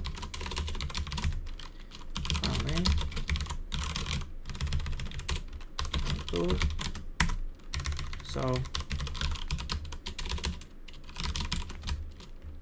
if this guy is a texture, then we want to load texture JSON.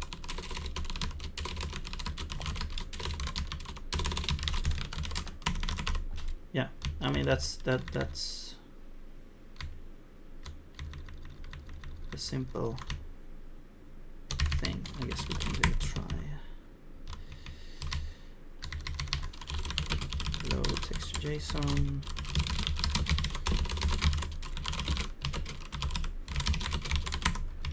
Okay. And then here we actually return, we need self textures map, and we have to assume that it exists. I'm gonna say get, oh yeah, and we need ID. So get, yeah, I'm gonna assume that it exists at this point.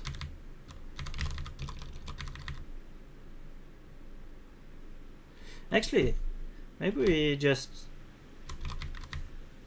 you know what? Maybe we don't populate the JSON files.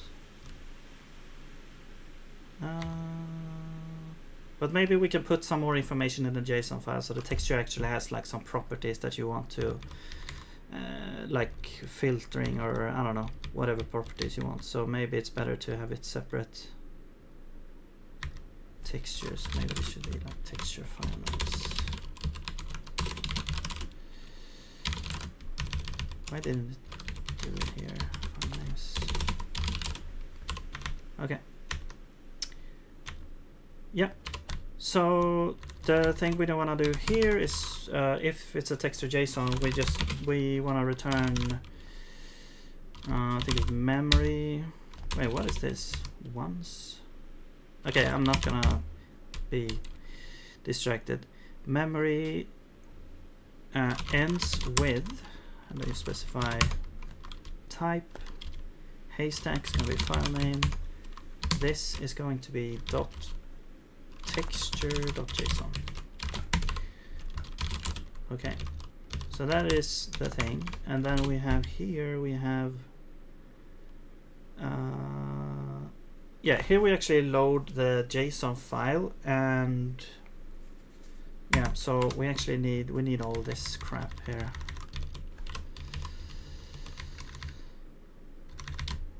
We need all this crap. We don't need to open a directory because we have the absolute path.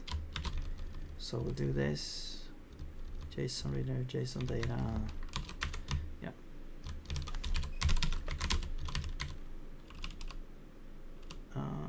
So this is going to be standard file system open absolute file name. Flags. I don't think we need any flags.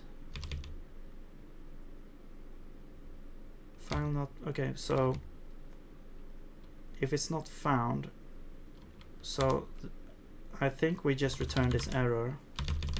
We're just gonna do a try here, and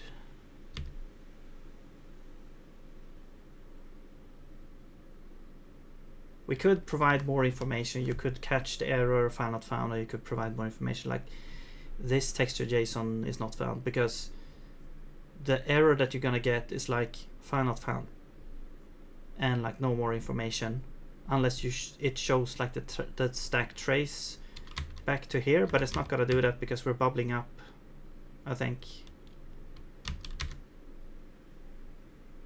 Yeah, okay, whatever. I'm gonna keep it like this for now.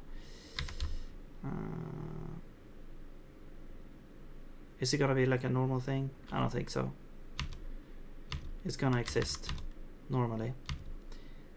Found reader, JSON reader. Yeah, so we need all this crap in order to read the JSON file. JSON data. Then we do the same thing here. We do a leaky. No. Wait. Do you want to store this as parsed? Probably not. Oh, this is gonna be the texture JSON.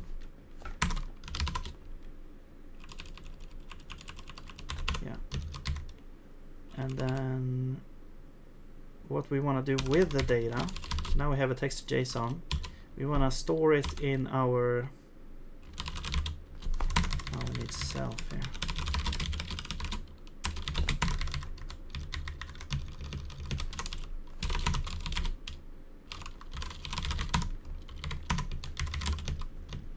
we want to store it in our texture file names thing. So we want to put, and we want to say, yeah, we want an allocator, and we want the key to be, yeah, we need the key, we need to get the key, and the value is gonna be what? Yeah, it's gonna be JSON data texture path. Actually, we got the ID here, but we still need to. No, we actually, let's use that, and then texture file path, and then we don't actually need to deinitialize or free that here. I'm gonna catch unreachable. Okay, so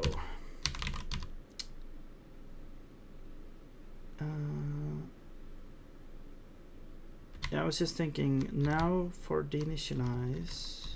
Yeah, it's gonna deinitialize, it's gonna free it up here. So yeah, okay. Load. Yeah, so now while we're loading the index file, which has like mapping from IDs to all the JSON files, when it encounters a texture JSON file, it actually reads the texture JSON file itself, and then grabs out the actual texture file path, which we then store, that's going to be an absolute path, and that's going to be stored in this hash map, which we can then use this function to grab out the texture that we want. So if we go to where the error happened, which is somewhere here,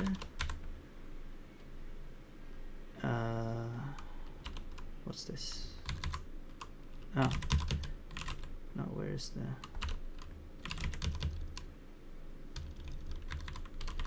okay, let's just run this.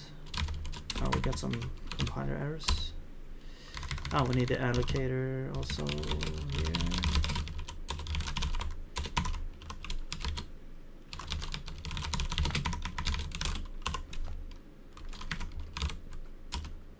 No field named reader.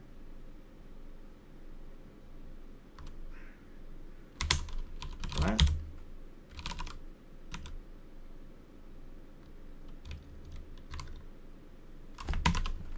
Wait, how do you? I thought that this was the same thing. Oh, that's a. Oh, it says open directory here. There we go.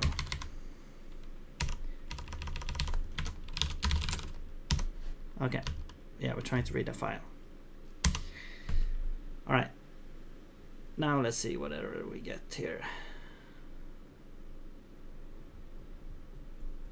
So we're gonna get an error says that the texture is not found, and it's somewhere here. Could not find texture with key. Blah blah blah. So where is this? Is this in draw time map? 55. Right. So the file name here, we actually want to do get texture file name in this case. There we go. Okay, so expected optional. Oh, there we go. Hopefully, this won't be a problem now. It might still be a problem since it's like zero terminated. Maybe it's not supposed to be zero terminated.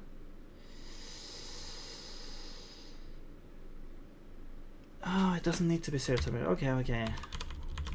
Because we are dealing with, yeah, we're not dealing with Rayleigh with this one. Okay, okay, okay. So let's not do that. There we go.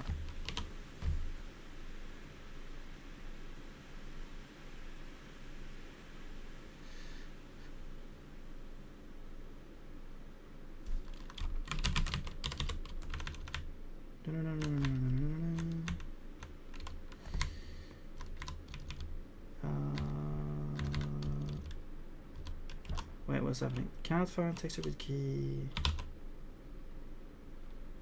Okay, so now I can actually see we get the correct file name, but it's still complaining for some reason.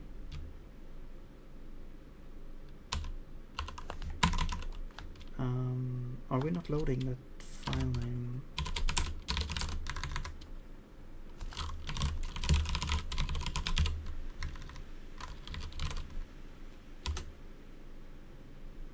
That should be part of the thing.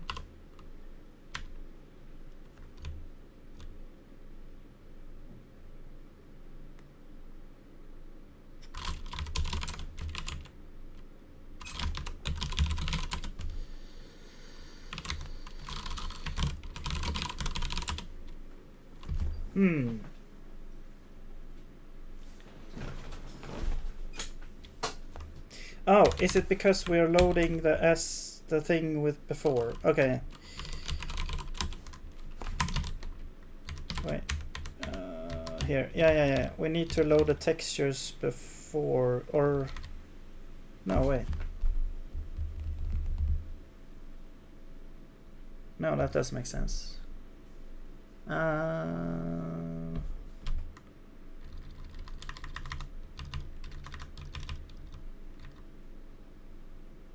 Is it happening here? Let's see.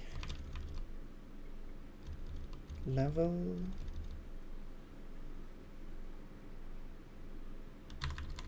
Level load. No, create entities. Init load. 78. Load.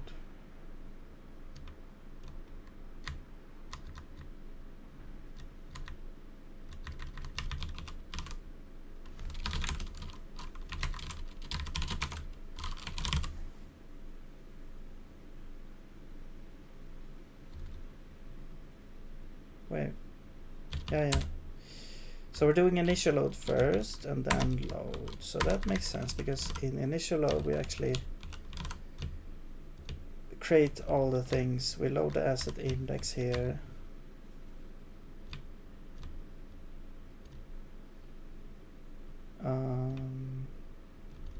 And then we do load. But it doesn't find the texture.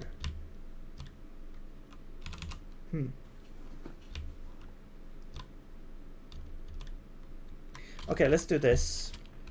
Let's go back to where things get wrong. So it can't find the thing. Right? So what we want to do, I want to print out all the keys in here. Keys. Oh, this is not an array hash map. So we need a key iterator. Key iterator. Next.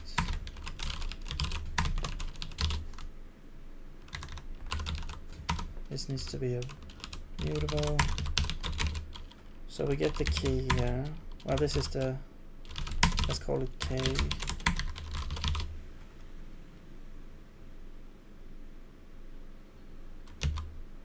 Okay. It's like a pointer. Alright, because it's an iterator. Okay.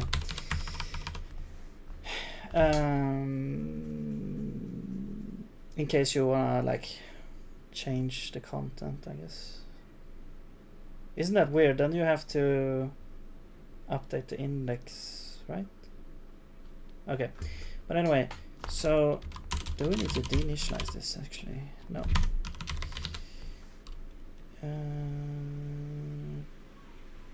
Okay. So I want to log the keys. And the key is a string, so we have to do this. And then I also want to get, actually let's do entry or values, no, iterator, there we go.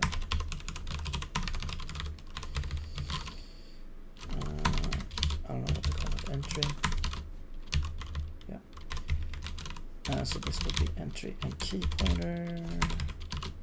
It's a pointer to a slice, yeah. And then we have the value.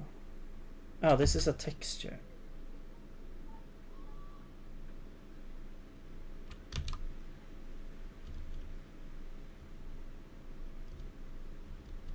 And we don't have like the file name or anything. Okay, so let's not do that. Let's just type out the keys.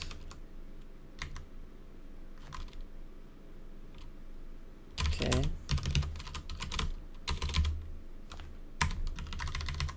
Okay, so now we should see all the keys that are in there to see if we can get any information here. Oh yeah, and then I'm just gonna say unreachable.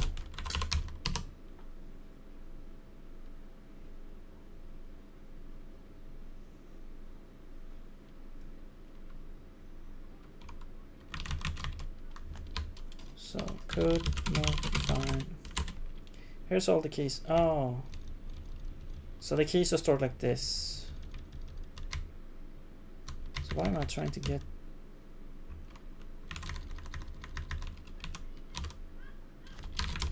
Right, it can't find this type of... Okay, you know what? I'm just gonna... I sort of know what to do now, so that's good.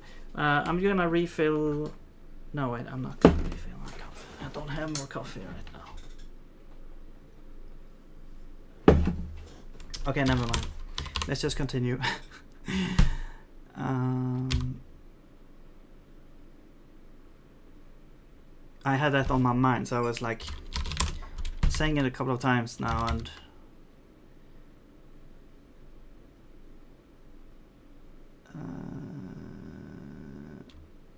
right, this is the texture container. Yeah, so we can search for texture container.get. And this tiles as file name. So this is the problem, I think. Oh, did I erroneously change this?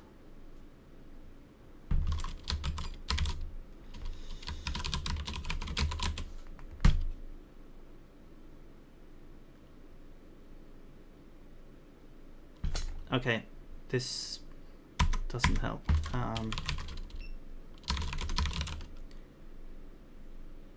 Why can't I get like the diff?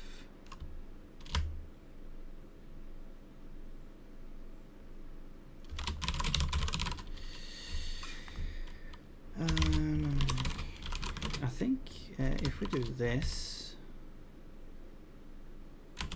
then we get it, right? So it's gonna be texture. No, it says file. No, wait. Texture equals source tile set. No, that's the. Oh, that's just. All right, that's just like the. It's not the actual file name. It's like it's just the key, I guess.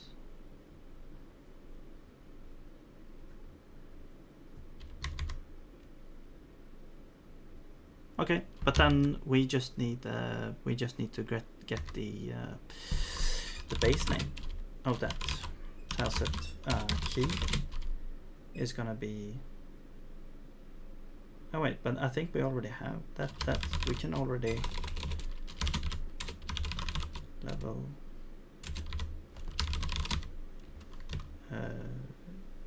get. Where is that? Get tile key.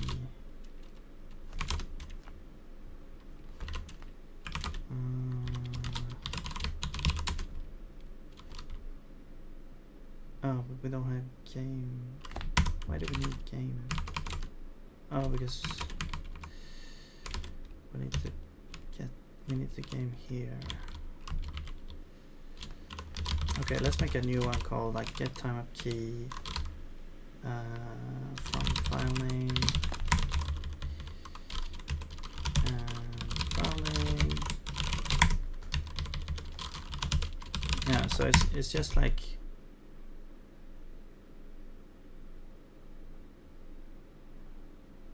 wait, that's wrong.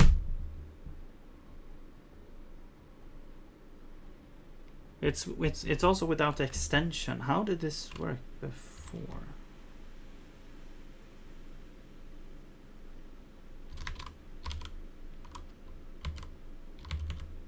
Because this does not remove the extension.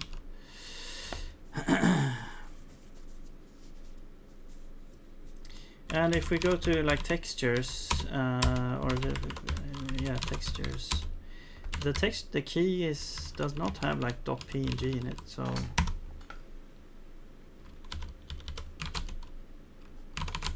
I don't know. Well, it's gonna be without. Okay, let's do base name and then also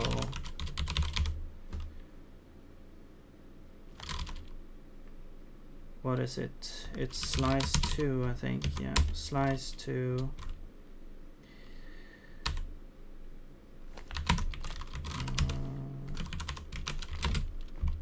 Slice 2 dot. There we go. So slice 2 takes a slice and or an array or yeah, a slice, and then takes from the start until it reaches the thing that you have here as a terminator, so it won't include it. I'm pretty sure. Let's check.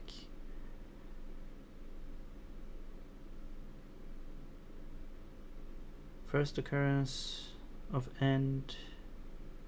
I'm pretty sure, since it's like not supposed to be there. If the pointer type is sentinel terminated, end matches terminated, resulting slice is also sentinel terminated. Pointer properties such as mutable alignment or preserved. C pointers. Okay, it doesn't actually specify if that becomes like part of the slice. But I guess if it is, you can just slice away the last bit anyway.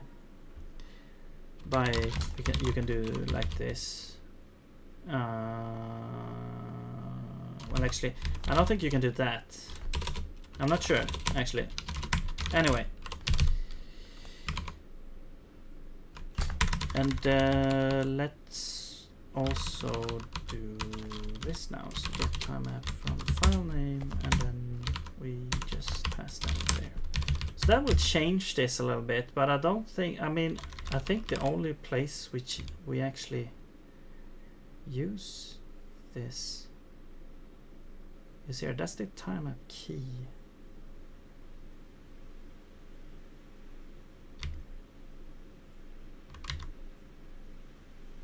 Okay, I guess we'll find out if something weird will happen here.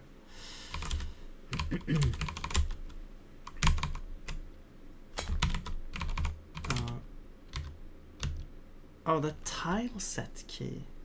Wait, I am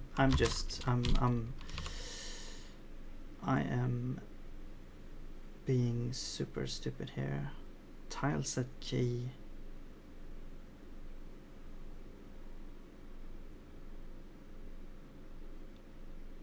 Well, I'm just gonna do this. I'm just gonna say that it's the base name here. So it's gonna be the base name. Well, it's gonna be the same thing actually. Slice to pointer and dot, and the base name is of asset file name. There we go. That's the key. And then view will be tile set key.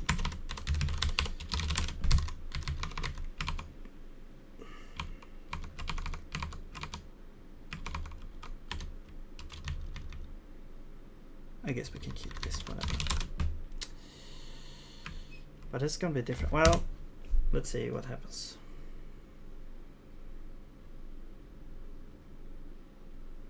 What the?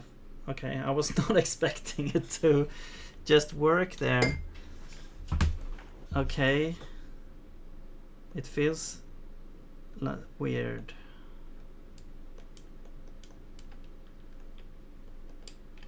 Do you want to hear the sound?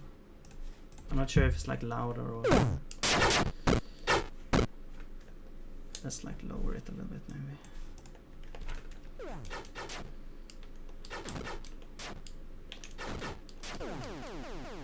Okay. Okay, so it just works. Great.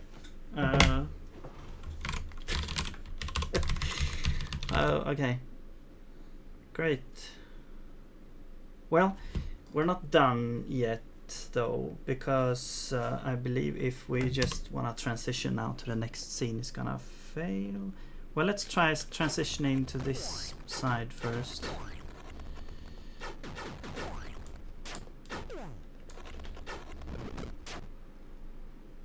Okay, that works. But the other side won't work, I'm pretty sure.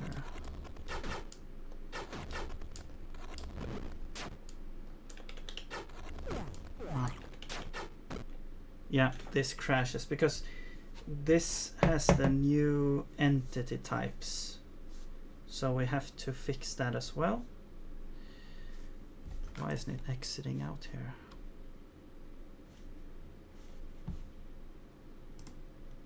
Just crash. Just... What's happening?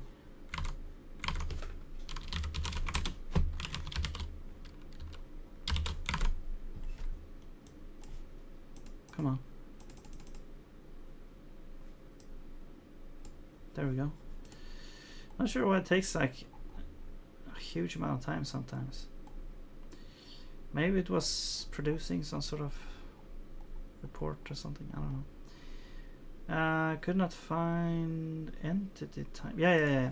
So here's the issue. Yeah, it's not finding the entity type, and here's a bunch of keys.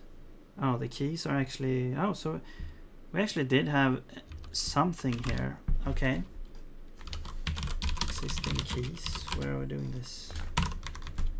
Okay, so we actually have a entity type container. Okay, I don't actually remember doing this. But apparently we have a container for it, but it's not properly set up.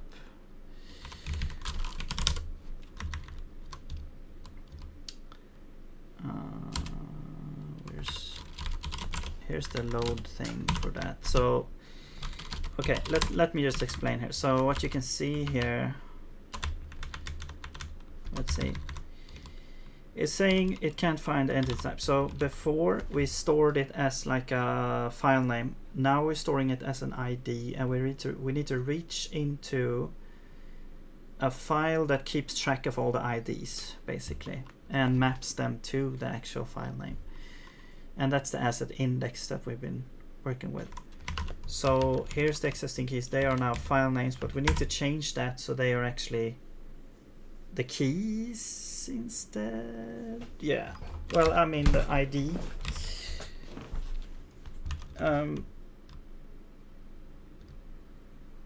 Yeah. So, we are actually like going into the project directory and recursively looking through all the entity type. We don't actually need to do this anymore since we have the index file. We can just open the index file, or we don't even need to open the index file from here. We actually have the asset index already, so we can use the asset index to find all the entity types already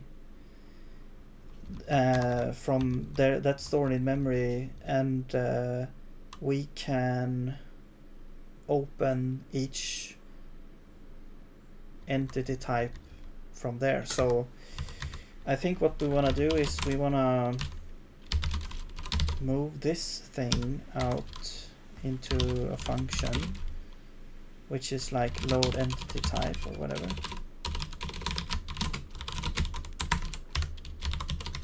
And we need a file path, I guess. Or it's gonna be the ID, I think.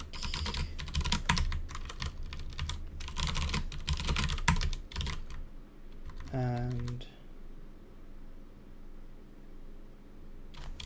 yeah, I'm just gonna do this first. Well, let's do file path for now.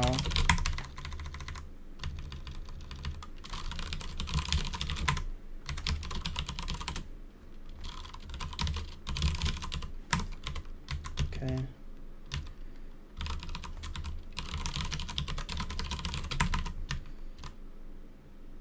All right. Container is gonna be this. It's probably need to be mutable. Yeah. Container. Okay. Because I need to call this, we need an allocator as well. But in another way now. Station directory. Oh.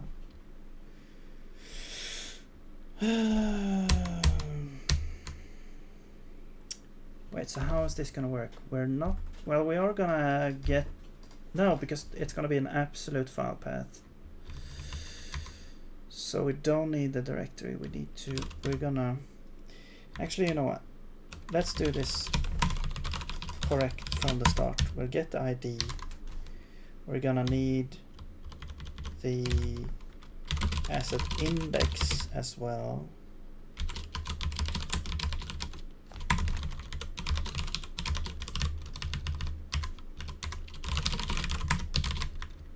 I guess asset index maybe wanna be in the components. Whatever. Okay, let's see there. So this is going to be standard file, open file, absolute,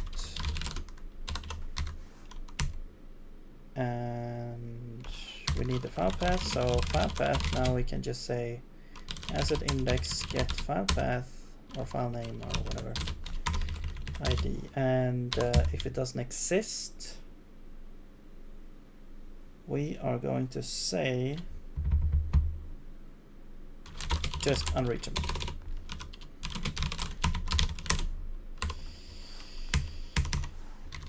Right now, we probably need proper error handling on that, but I'm not gonna do that right now.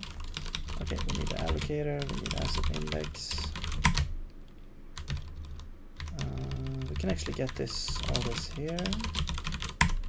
We already have those things. There we go. So now we're loading that. You know, we don't need to create a walker and walk through the directory. We don't need to open a directory. We don't need to do any of these things. So let's just remove this and all this and this. What we do want is we want to loop through the hash map. We want to get the iterator here, or actually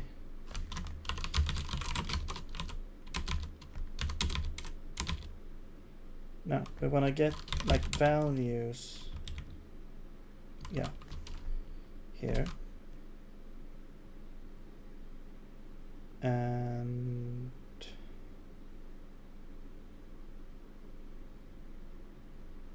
wait, why do I need ID down here? I don't really need ID.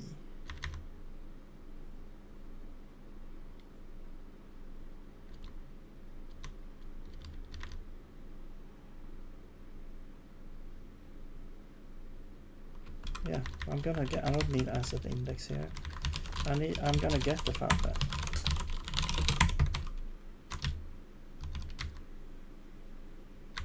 Okay.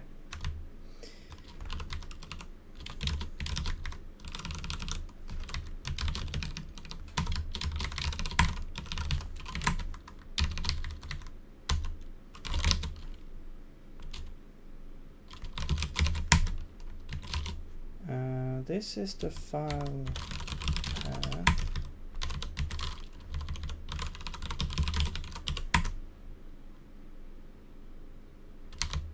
And then this is also the file path.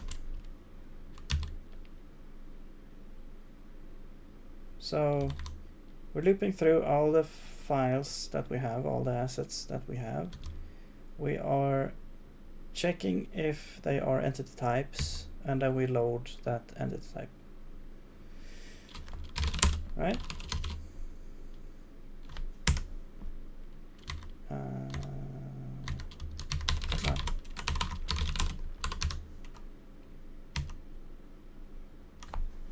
And you don't need aspects. That's right.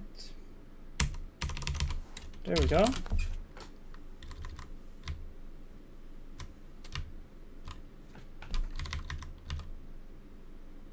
Victor. Why do we need?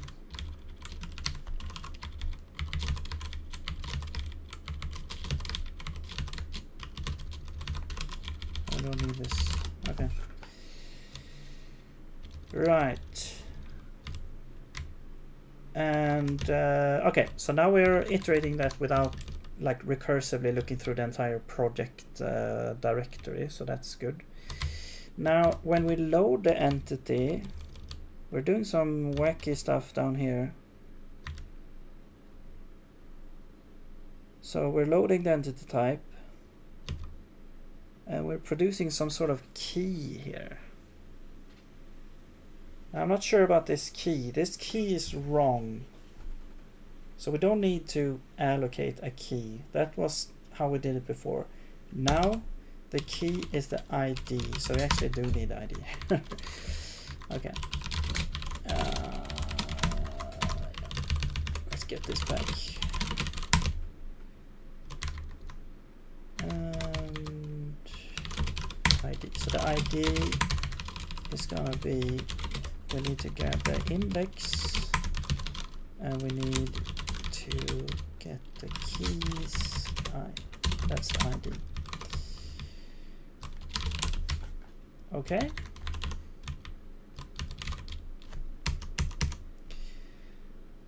And the ID. Oh yeah, so this container now can actually be, we can change the type for that. I think it's in here. So this, we want to make this an ID, ID array hash map.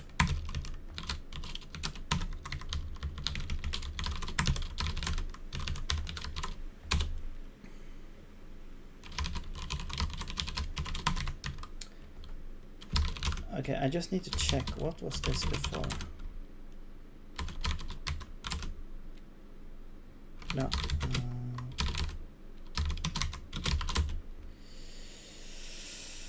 Yeah, just entity type there. Okay. And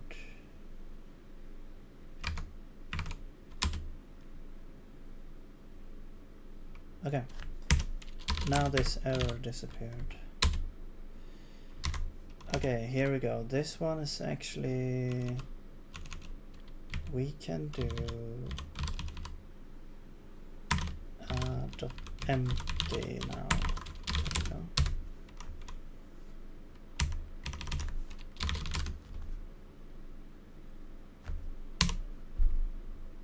Okay, so let's see.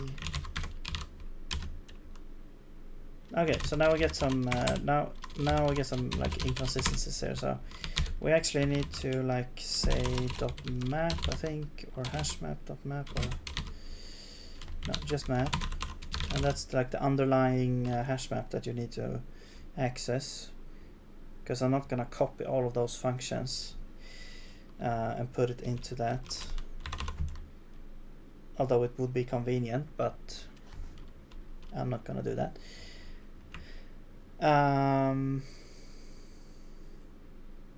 Okay, the other place is here, so that's gonna be a map.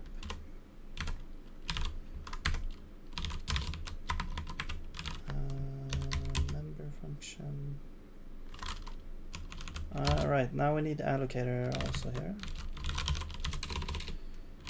Allocator. And what's going on here?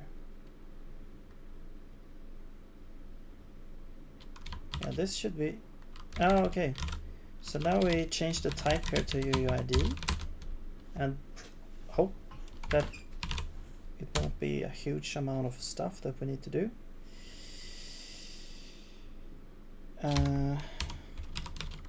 This is gonna be map. No thing, blah blah blah. Key. Okay, so it's not. So we don't really need an iterator here. We can just say map.keys instead. Change this to a 4. There we go. And this one is just the key. We don't need to do this. And we can just get rid of this just because.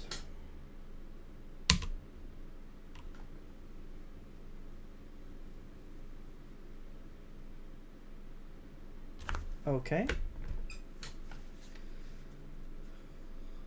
Let's check. Okay, still crashing.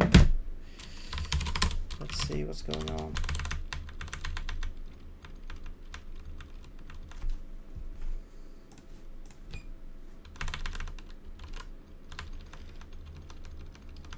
There's a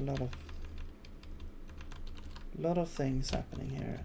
Reached unreachable code, tag string to enum. Oh. Okay, let's go spawn. Right. So now it's like we don't know how to handle this thing now. Right. So these things we don't actually spawn, and like from this function, and this thing we should be able to spawn, but we haven't implemented it. So that's what's happening here. So we need to implement how to spawn that, and that's going to be a bit more involved. But wait, but we have an if here though. Did I actually do this already? So we have this if. If we have a custom type, we get the thing, and then we get the entity type, and then we get a tag, which should be custom. What the hell's happening here?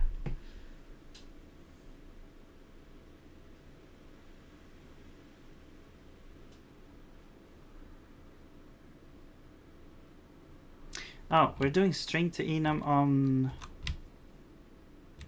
the name of the entity type. Okay. Yeah, okay. So I actually did this. Okay, so it should already work then, is the thing here.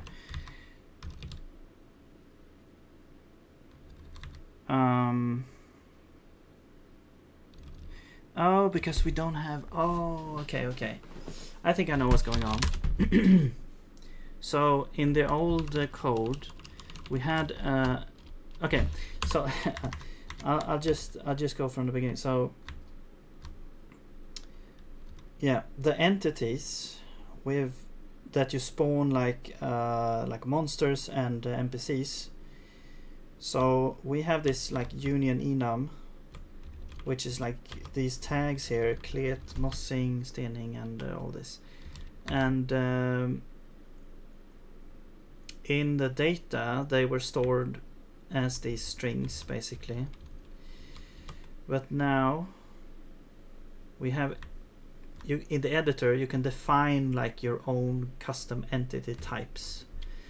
But what I've done is I've basically matched all the entity types to match this name here. So we still use the same code for spawning and everything, but the names have to match And when I did the new ones, I actually separated NPC into different entities. So we actually don't have NPC anymore. We have Elder and Kottefolket, which is two different types of NPCs. And so, yeah, that's the thing here. So, and that's gonna be handled somewhere. Well, this is just spawn. Where's handling like NPCs? Spawning NPC. Is this just for monsters? Yeah, I think this is just for monsters, like spawning. Well, create entities. I think level entities, something. Create level entities. Create static player here. Create NPCs.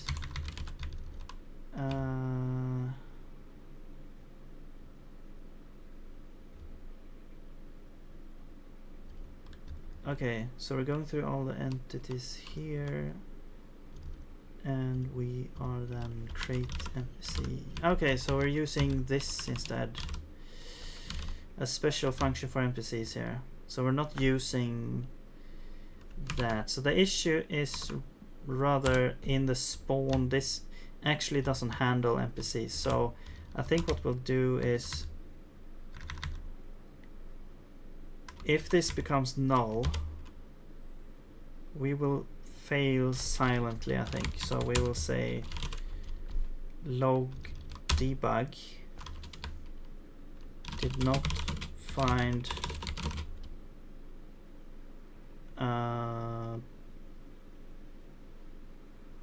entity type tag for, and then we'll provide this string here. Oops. Name.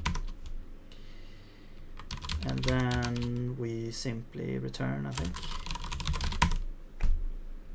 So we don't really want to do anything here. Yeah.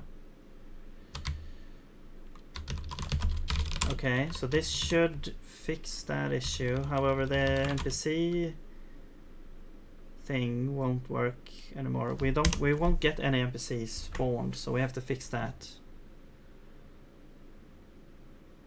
But let's just see if we can actually load the scene here. Okay, so we load the scene. There should be an NPC right here, but there isn't. So we need to fix that. Oh, it crashed when I exited. Interesting. What happened?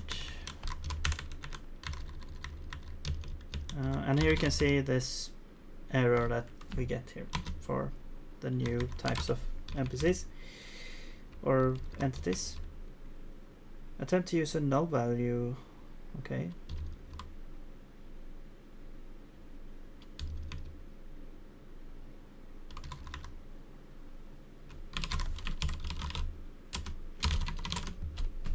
Is this unload?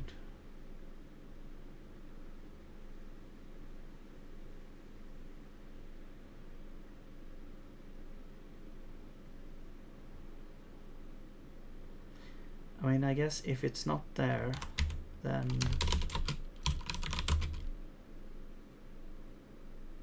we can't do anything, so we have to return. The problem is, why wasn't it there?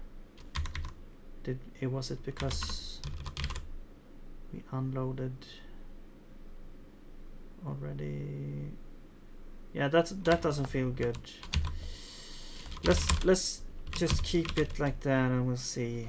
Will it crash if I just enter and exit? Yes. Oh, maybe it's because I fumbled around with the time up key stuff. Let's just revert this.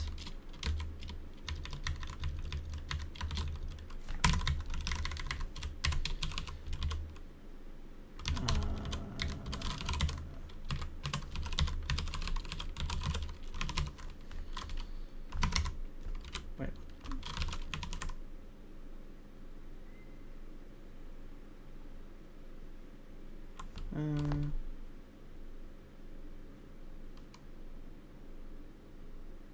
did it go?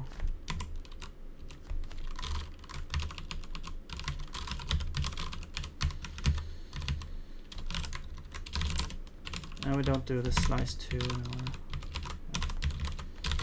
Okay, so now it's reverted.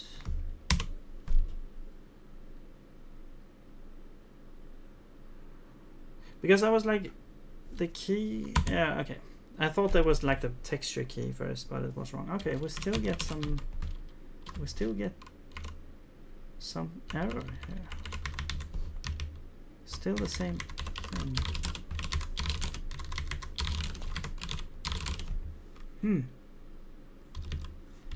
I mean, is it because of this tilemap file name?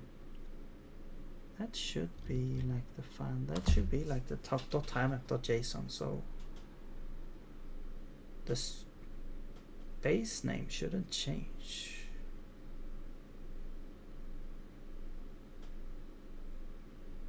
Huh.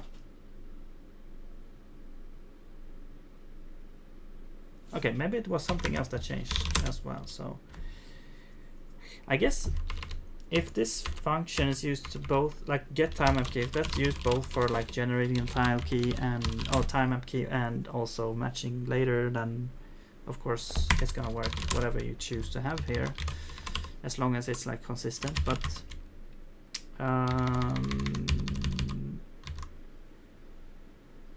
yeah, okay, I'm not gonna worry about this for now.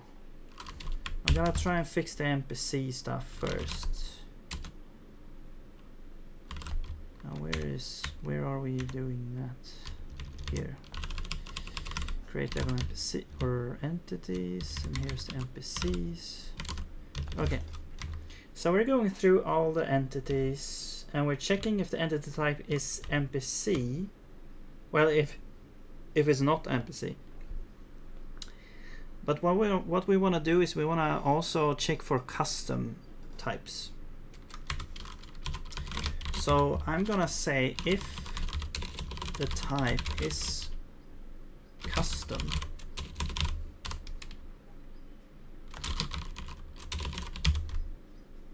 then I'm gonna say create NPC for custom entity. No. Can you do continue like this? Well, let's just do, whoops, continue, or we could just have like an else.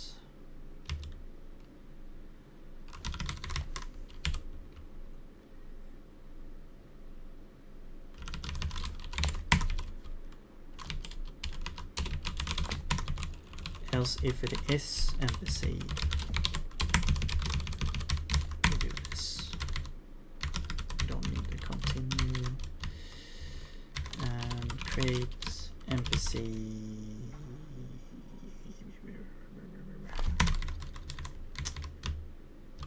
Okay, let's just keep it like this. Oh, we already have create NPC down there.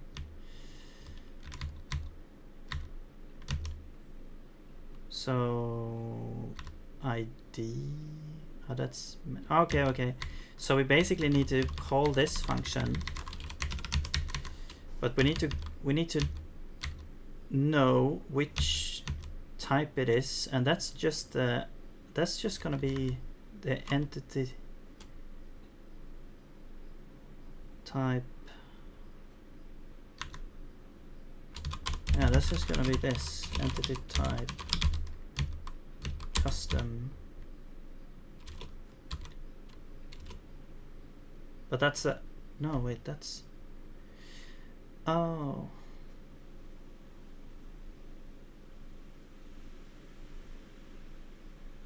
no, wait, so we need to load, we need the entity, let's see, we need the entity type container. Yeah. Now it's coming back to me here. Entity type container. Okay.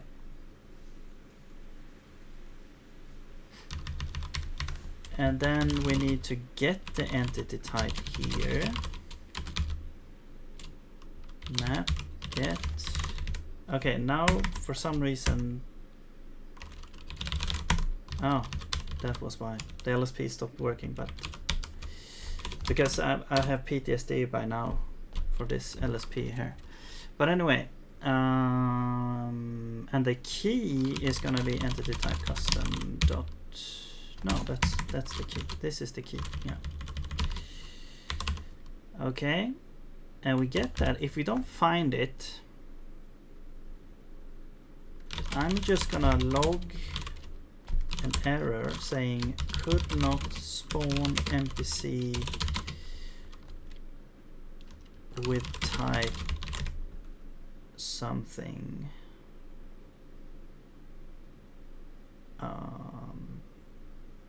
Well, we actually don't know what the name is with custom ID.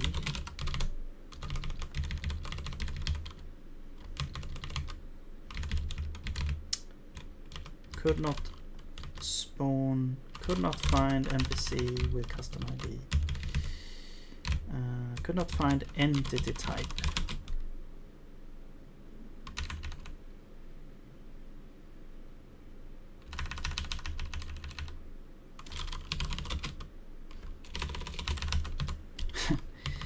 Whatever, it's not that important, but that I would rather have this like this. Okay, so we couldn't find it, and then we continue.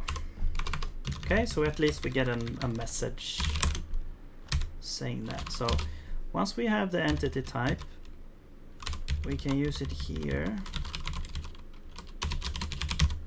and we can just pass in the name. And that's gonna be the equivalence of this. Okay. Hopefully this works. That would be really, really good.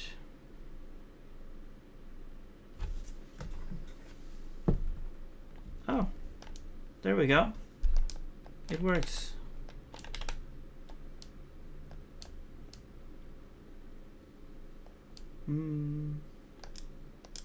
Yeah, we get the different like types of NPCs now. And here's the last one. Okay, cool. Oh, we got an error. That was a quick exit. We got an error when NPC ID cleared. Oh, okay.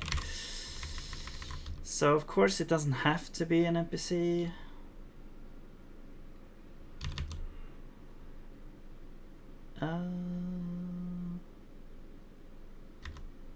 Yeah, it doesn't have to be an NPC. We have to check like if it's an actual NPC thing.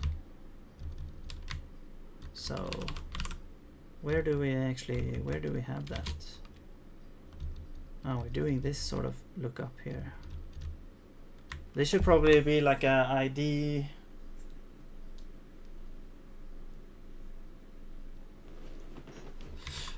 Whatever. It's not that big of a deal.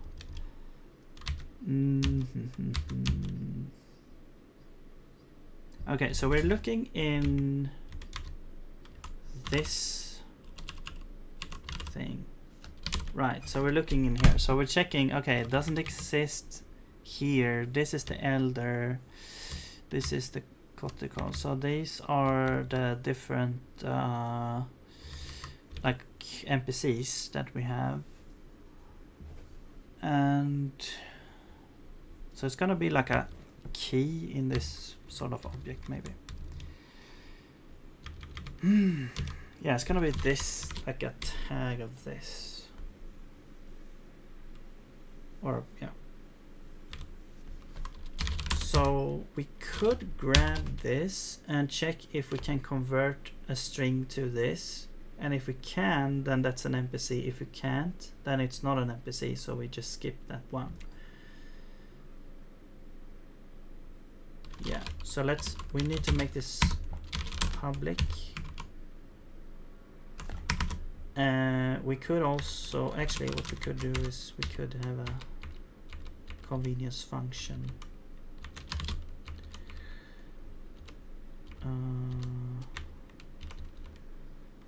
And say like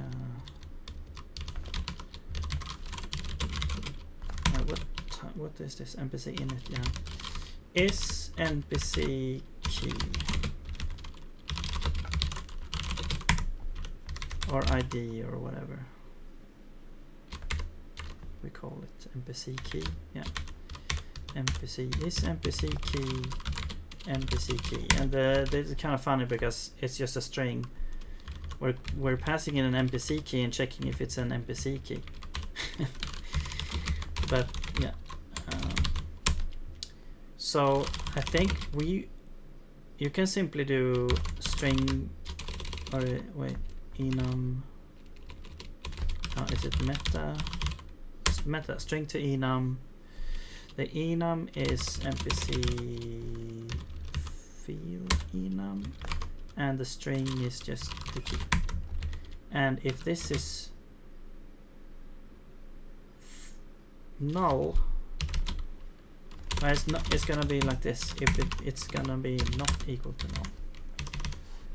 Yeah. So if this returns a null, then it's not an NPC key.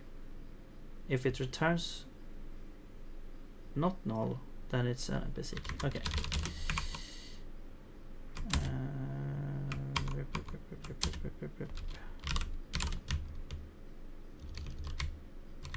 Where did we have this? Right. So we could put it in here, I guess. Okay, I mean, we could just put it in here. A check here, like if.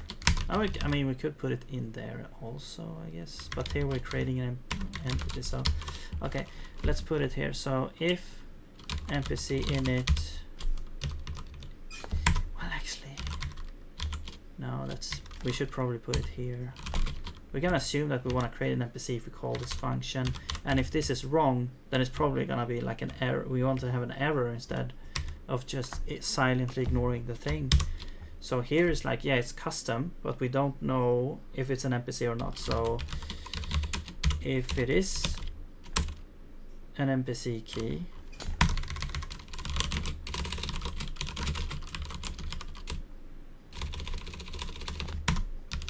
no, actually, this is gonna be type name. If that is an NPC key, we do the crypt.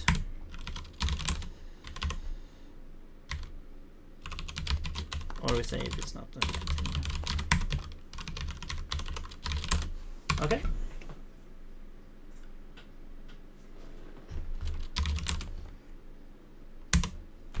Start.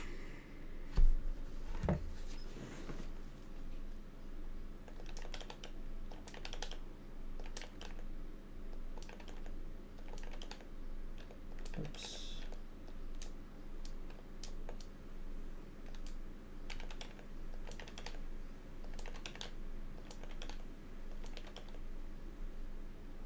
There we go. And they also spawn correctly here, so these are actually the custom entities. And so they are different from the other ones before that spawned. That's the same entity, but it's stored differently in the data. So yeah, it seems to work.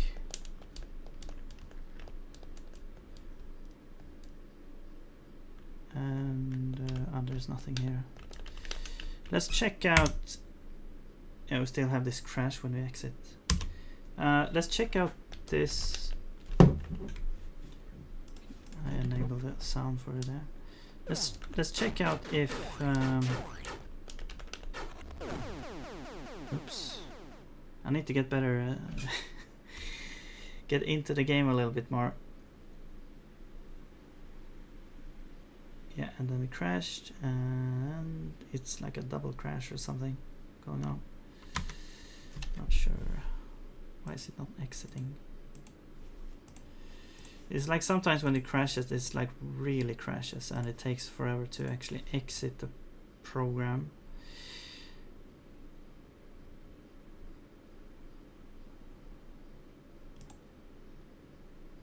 I'm not sure why it does that. It's like, why does it take a million years?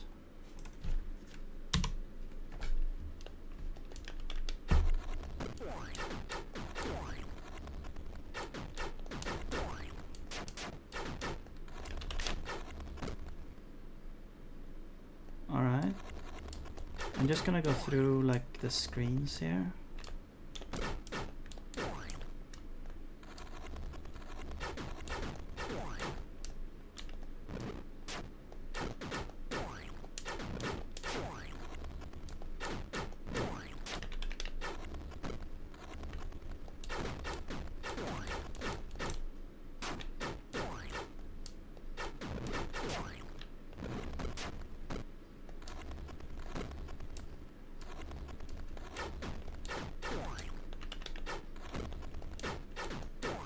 Okay, no crashes yet. Oh, here we got this guy. Yeah, and now we're in this territory. Okay, so anyway, it seems to work. So what's left is basically we can go into the editor, or we can have problems running the editor. 69 error port. Oh, right. So now this is reader instead of source. Okay. Yeah, I copied some code between the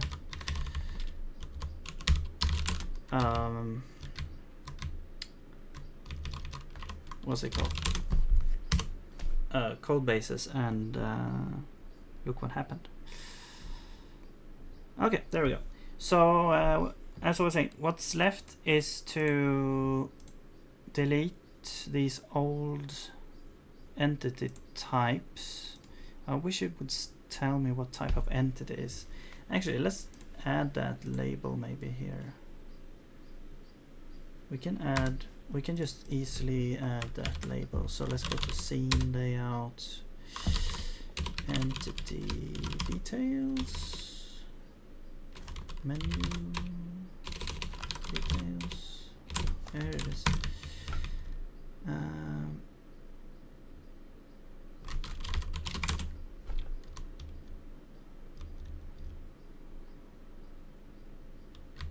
Yeah, so I just want to have a label. So it's just going to be like a text and entity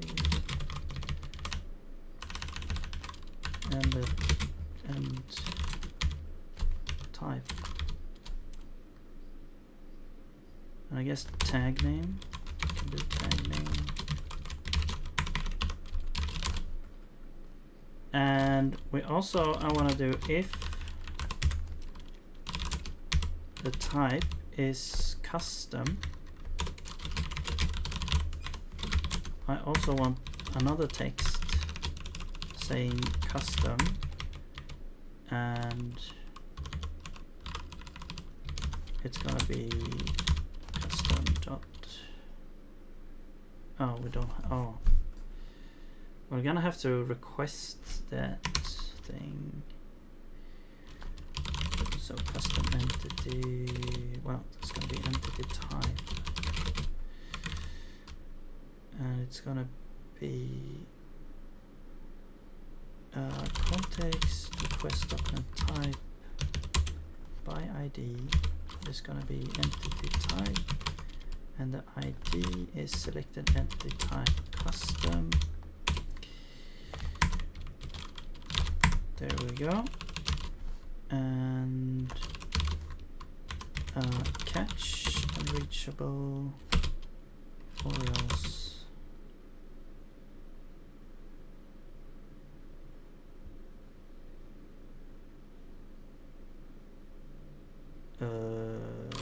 Yeah, I'm just gonna say unreachable, whatever. Okay, so now this one should be like an entity type document, and so we can say entity type, and it's gonna be like a name or something like that. Okay, let's see if that checks out. No. Expected semicolon. Okay. Oh, there we go.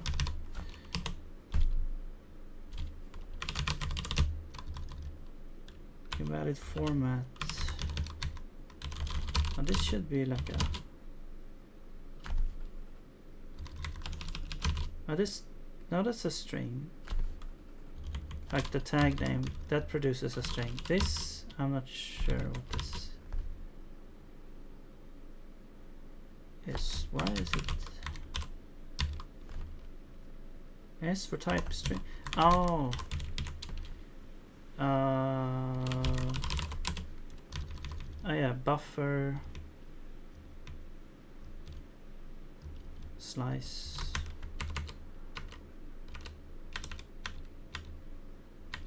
Hey, can I just add a format function here? I could just do that.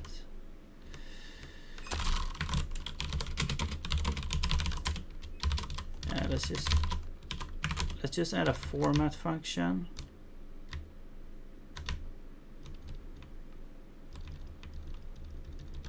Here. So this will allow us to just put this in like a print function, and it will as an argument, and it will format it nicely for us. It's gonna be this. What is this? Okay, I guess I don't care about that. Oh yeah, that's the formatting string. I don't care about that. And then we just write our little slice here. Yeah. I mean, it's the same as stringify here. Oh, we can just use stringify, I think. Maybe. No, we can't, because that's a different type of writer. Okay, whatever. But yeah, now that should be good. We can actually, we don't need to specify S here. We could, but we don't need to. I think we could anyway. Okay, there you can see, now we have an entity cleat. So that means it's like the original entity, because if I add another one, it's now a custom entity, and the name of the custom is cleat. So it's like a different kind of entity, but it's the same. But yeah, because now we can create our own entity types and then map them to some sort of thing in the editor. Same thing here, we have a battling spawner. Oh, you know what? We don't have that. We have battling. Oh, we need to add it. So here you can see how easy it is to now add an entity type. So we'll add battling spawner. It will show up here. I will save this before we, because it's not gonna save itself. And then we have to name it the same. I'm gonna update this so it automatically sets the name to be the same as the file name. And then we have to, we will grab a texture, which is this one. Okay, so here's the texture. And then we say, I think it's, yeah, 32 by 32. Save that. And there's our entity. There. Now let's go back to the scene. Which one was it? This, no. This one, yeah. And here you can see it's entity battling spawner. Now we go back here and we add our own thing here, and now this one says custom value spawner. So we remove this and we put this in its place. Oh, it was a bit different. Well, whatever. Let's just put it there and save. And now we can actually press play here. I'm just gonna double check that this actually works. It didn't. Okay. So what was the issue? Could not find entity type. Okay.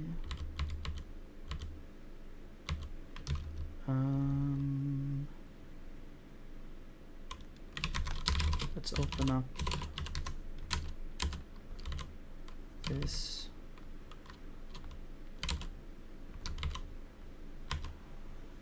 And that's the latest. That's the latest one.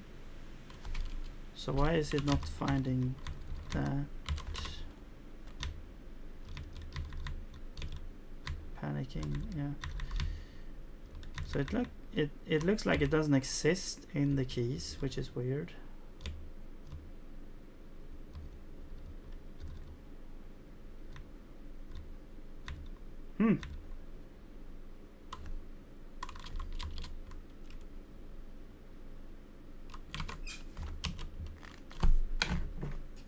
What? Now it works.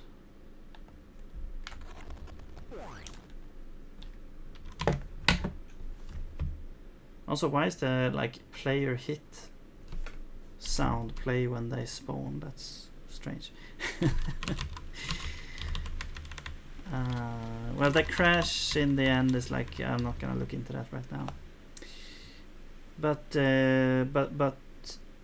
why? Okay, so something was weird when we opened the game to play. Did it not save the index file? Okay, so I think the problem was this. Let's go to context and save. Well, actually,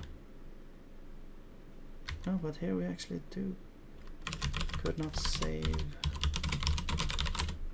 No, it definitely did update the index. And this is updated when we store the session. So that's like when you exit the editor. It's not called. Is it called anywhere else? No. It's called here. It's called when. It's called when moving. Oh, so we don't actually call this when we create a new asset. So that I think that was the issue here. Well, we could call it. Yeah, we call it when we create a new asset. That makes sense because that makes other things also like work. New asset, new directory, new asset. So here we're creating a new asset, so it should happen in there. It should happen here somewhere.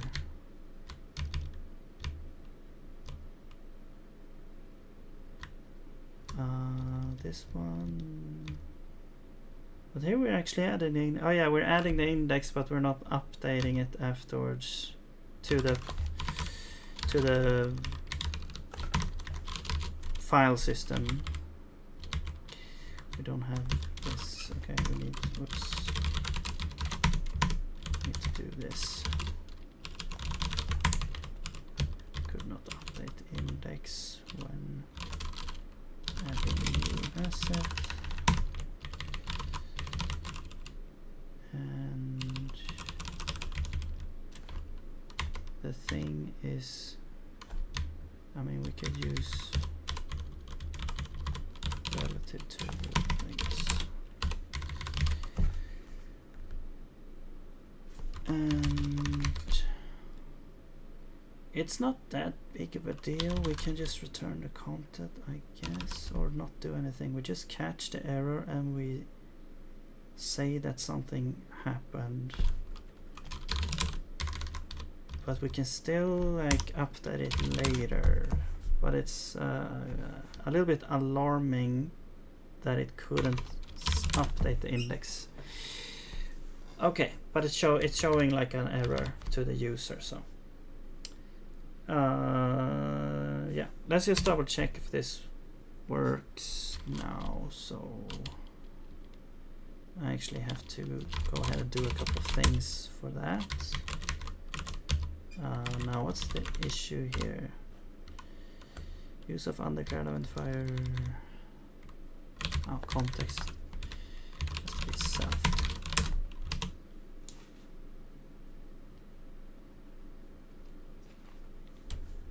Okay, and if we press play, this should now work. Yeah. So if we delete this and then save, then I will go into the file system and manually delete the entity that we just had, the battling spawner. And then I open this again. And now we have to recreate this entity. So I will go through the same steps. Make sure that the name is the same here. Yeah, okay, so you can see here the thumbnail actually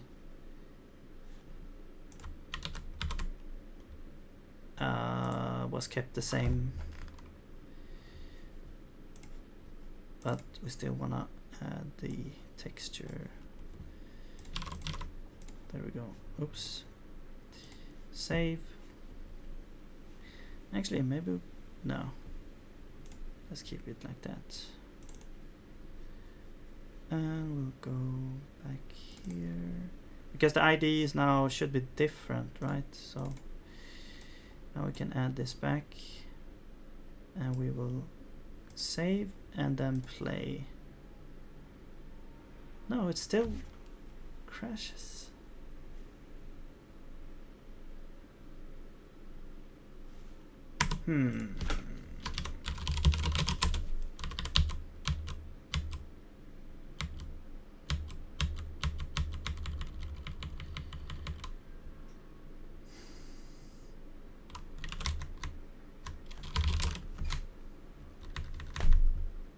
Okay, I don't know.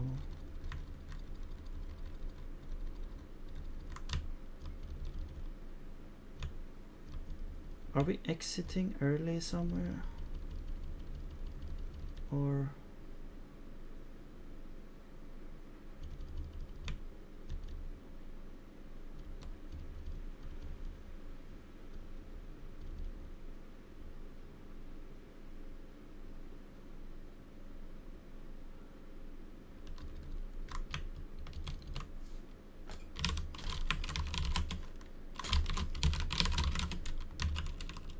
wait, rebuild index. Oh yeah, because that's the only way we actually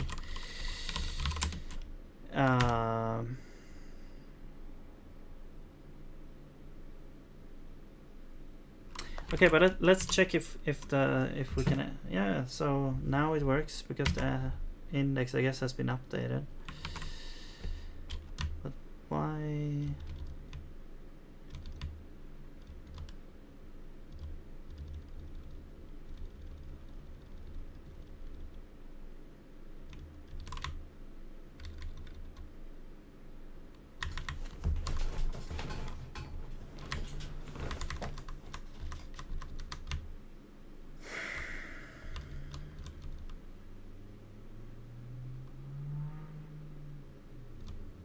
Oh, this only happens. This is only in memory. What the?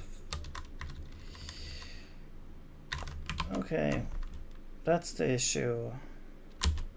Wait, so where do we save the index? Oh, it's update index here, not on the project. Oh, okay. So we need to do this. And of course, okay, and this doesn't actually have an error, so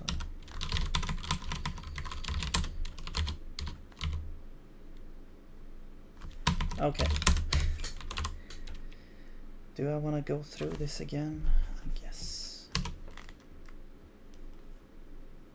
I just want to double check that it works so that we don't. Nothing weird is gonna happen here. So we'll delete it. And that's just to get rid of, because it's bound to an ID. So if we add another entity, it's gonna be created with a different ID. Maybe that's like a bad thing. Maybe we should like hash the name or something. I don't know.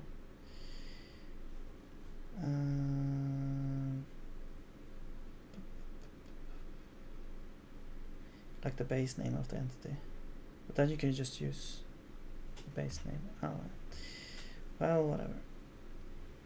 No, because that's not a efficient way of storing it. Okay, so let's create this one again. I believe I have it here, yes. And the name is that. We're gonna do this. We're gonna grab the texture. And that should be fine. And now let's go back to the scene. And we'll add this in there. Let's do the same thing. Save and then play. And now it works. Okay, good.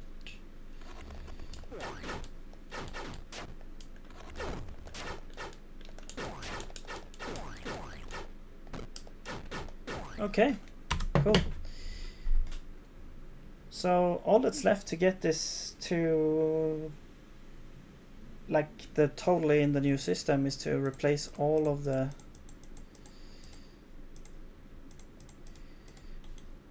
these. They're so well hidden here. I guess that's a good thing, although now they won't be in the editor at least. So I'll add that one. This one is a mossing.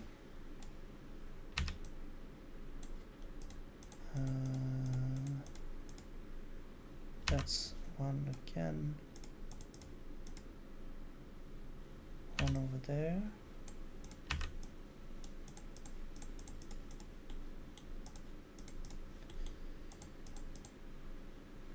And there.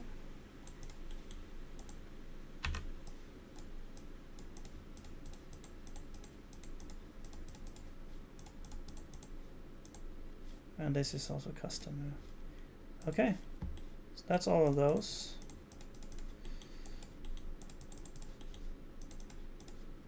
I'm pretty sure. Yeah. Okay. The only thing I guess is the player here. The player we can also change with the player in there, like the custom one. That should be equivalent. So if, but I think the player is not even. It's just ignored. And the thing that's actually being handled is this this entrance here, which has start key or key start.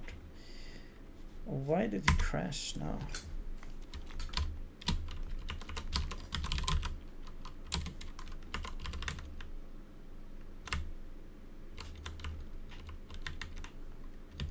Debug.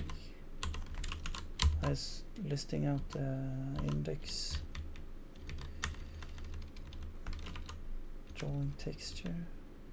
What the hell?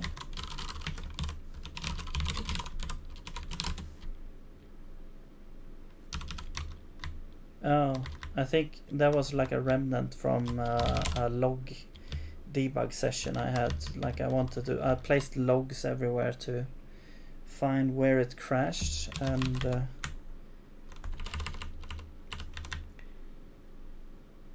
now this is gonna get mixed in with other stuff here, I think. Well, maybe not actually. Oh my god. Here we go. Here's the thing. Attempt to use an... Oh.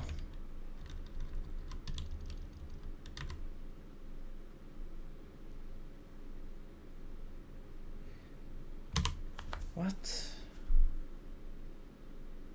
Or was that like the first crash? No, it crashes every time. Okay.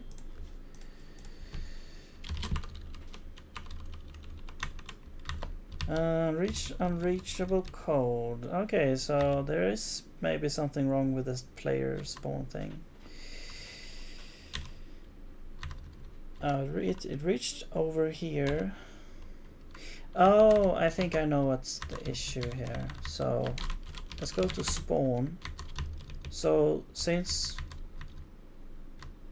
we get a custom somewhere here, it wasn't this place, right? It was. Wait, no, that's the spawn 69. Wait. Oh no. Here it fails. Okay, and yeah, okay, so if it's custom and then we get a player, we should just like ignore it. No, wait. We should set it to player. Yeah. Yeah, let's just set it to player. Okay.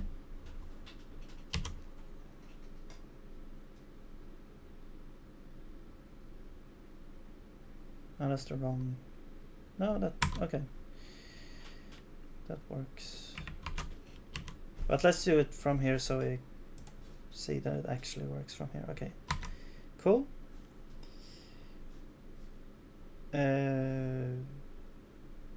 Alright, so I think I'm running a little bit out of time here, but we got a lot of things done. The game is up and running basically as it did before now, with all the changes to the editor, all the changes to the like data files, the structure of the project, all the files within that, the new sort of entities and everything, a lot of changes that makes it a lot easier to work with the editor. So yeah, very cool. And as I said, what's left is basically to replace what I did here, like replace all the entities with a new one, like the custom ones. And what else?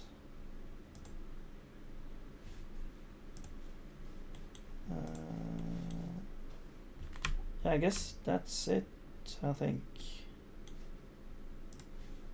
And then I noticed some small like bugs and stuff, like here when they spawn, they play this like the wrong sound or something.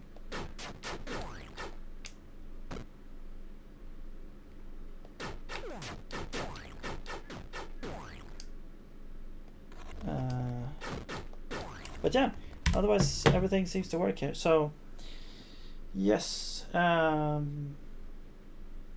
and then we have the crash when we try to exit. We have this one annoying bug left. Should I tackle that? I can start, see if I can find it. We can reproduce it pretty quickly here. Just entering and exiting. Is it unreachable? What was the thing? Attempt to use null value. Right, so apparently it cannot find this tile map in the tile map container.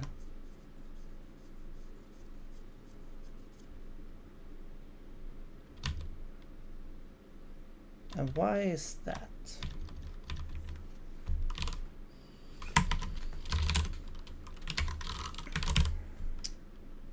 Let's see. Map container. No, this is level.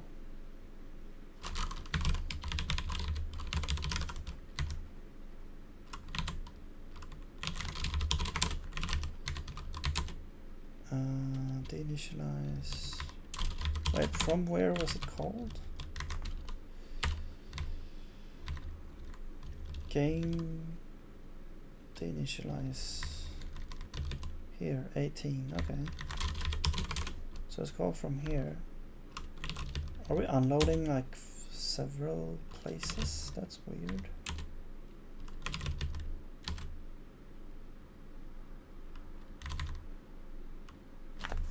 Okay, game unload, where does that happen? No, init unload. That's in the transition. We're not okay, so we're not calling this normally. Right, so we can unload from here when we, so that's when we transition to a different scene. And here we unload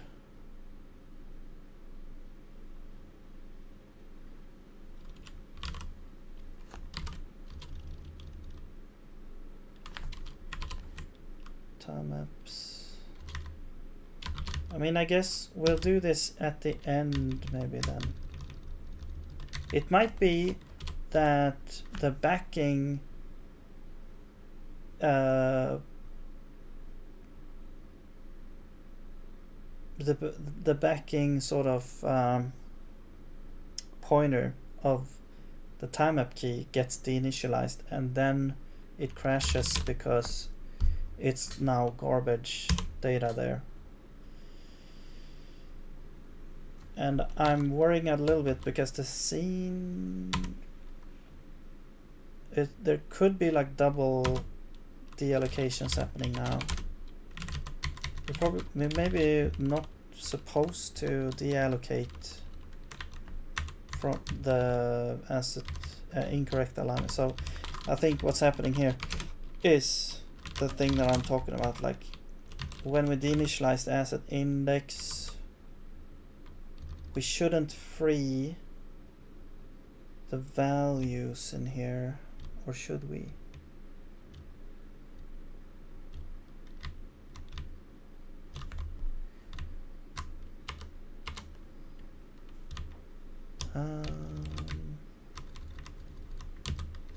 This is now, it exists here.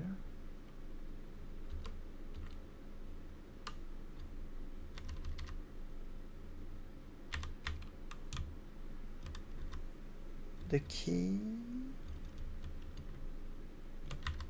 wait,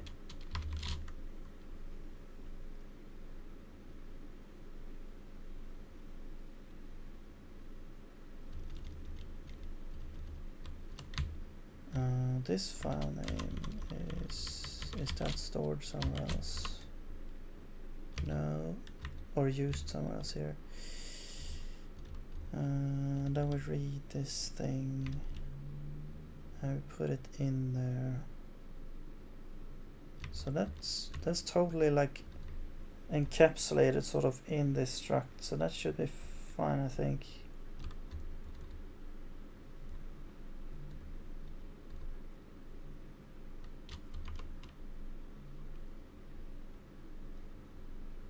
Okay, let's look at the error again, because it looked a little bit weird. Incorrect alignment.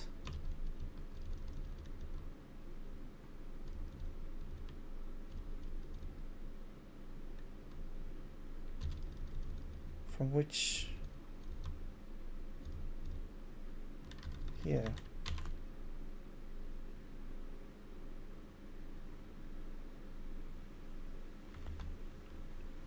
What? So it can't actually. Oh, wait.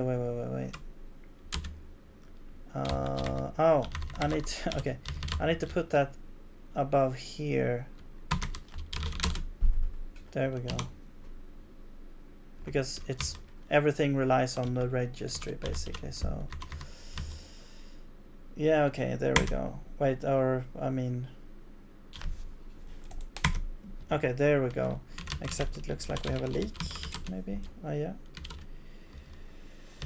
Array list scanner, yeah, some JSON read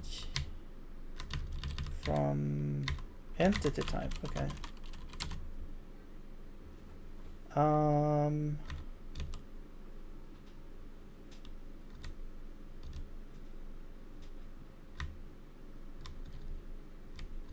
Okay.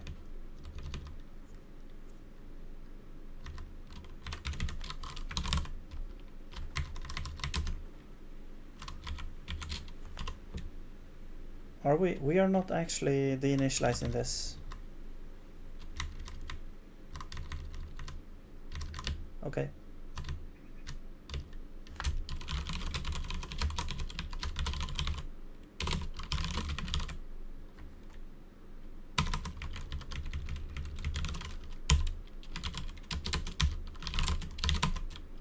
So we'll deinitialize that. But we also, I think we need to deinitialize the content. When we load this,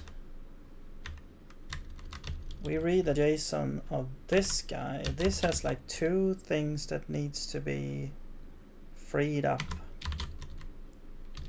So let's add a deinitialize function here. And we also need the allocator.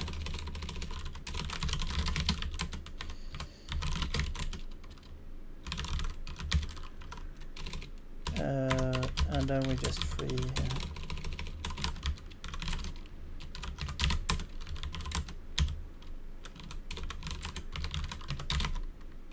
Oh, self. Okay, there we go.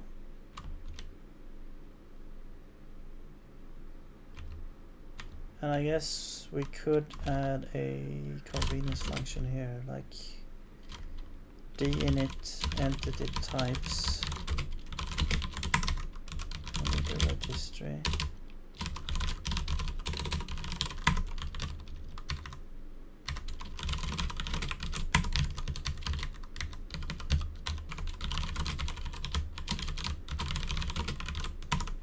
Oh, I guess we could just do this.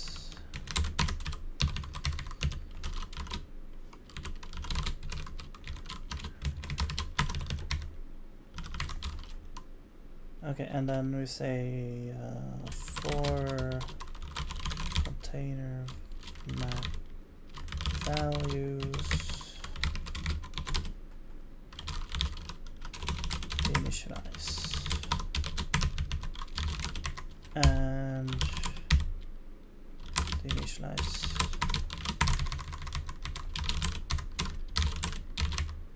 There we go. And then from here we can say, where is it? Here. We can say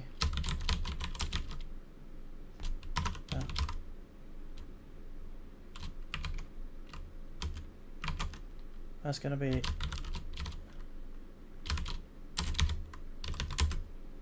no. This needs to be public. Initialize allocator and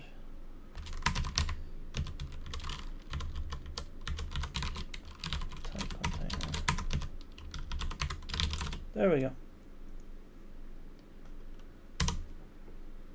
Now let's see if we get some leaks.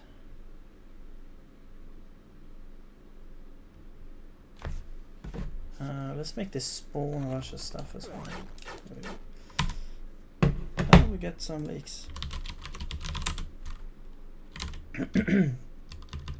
Well, this is different now. Game init cache directory. Ah.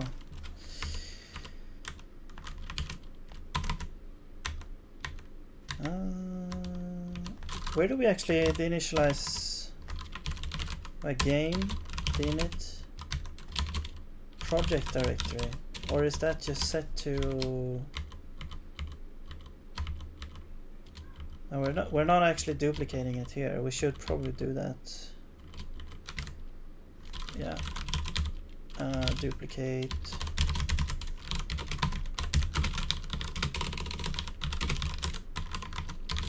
And then, because then we can safely free it, because if you free read only, it's gonna crash. So that's why we want to duplicate it there, so we can free it later. And let's do that like we can do it at the end here. So it's going to be allocator free game dot project directory free game dot cache directory. I mean, it's like pretty unnecessary, I guess, to clean up all this after, like, because we're not gonna keep an instance of the game and then like deinitialize the game and load another game. It's like but yeah, it's nice to have the habit of just having everything organized like that, having like some sort of pattern to that. And there we go. Now we don't have any more memory leaks. Great. At least that thing can detect. Okay. Do we have like a to-do for...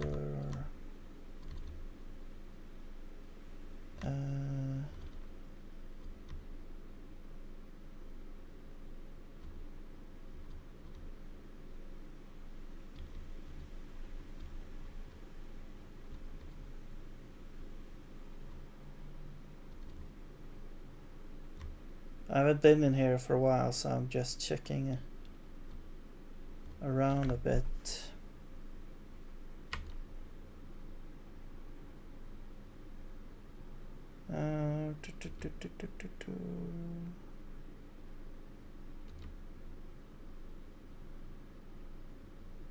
Yeah, the camera stuff. There's like, I'm looking at like very old notes and just reminding myself a little bit also about the state of the game here. It's a long way to go, but slow and steady wins the race in this case. Okay, cool. Let's go back here and check for stuff in the to-do. I think I'm not sure if I wrote anything down about updating the game or anything like that. I don't think so.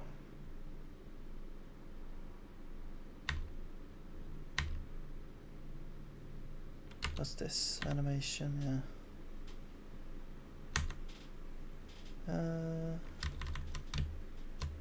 I mean, we can take this off. We do have custom entities. I was thinking of adding properties and stuff, but we don't really have a use for that yet, so like having, like, you can define your own properties for your entities and stuff. That would be kind of cool. But yeah.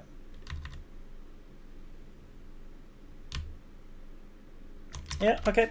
So that's gonna be it. Yeah, we did a whole bunch of stuff. So we updated the game code to work with the new format of all the data files, and we also updated the data files themselves, like this scene here, for example, to use the new custom entities, and got it working with the game, and fixed a whole bunch of bugs and shit, sorry, and stuff, and yeah, made some small improvements along the way.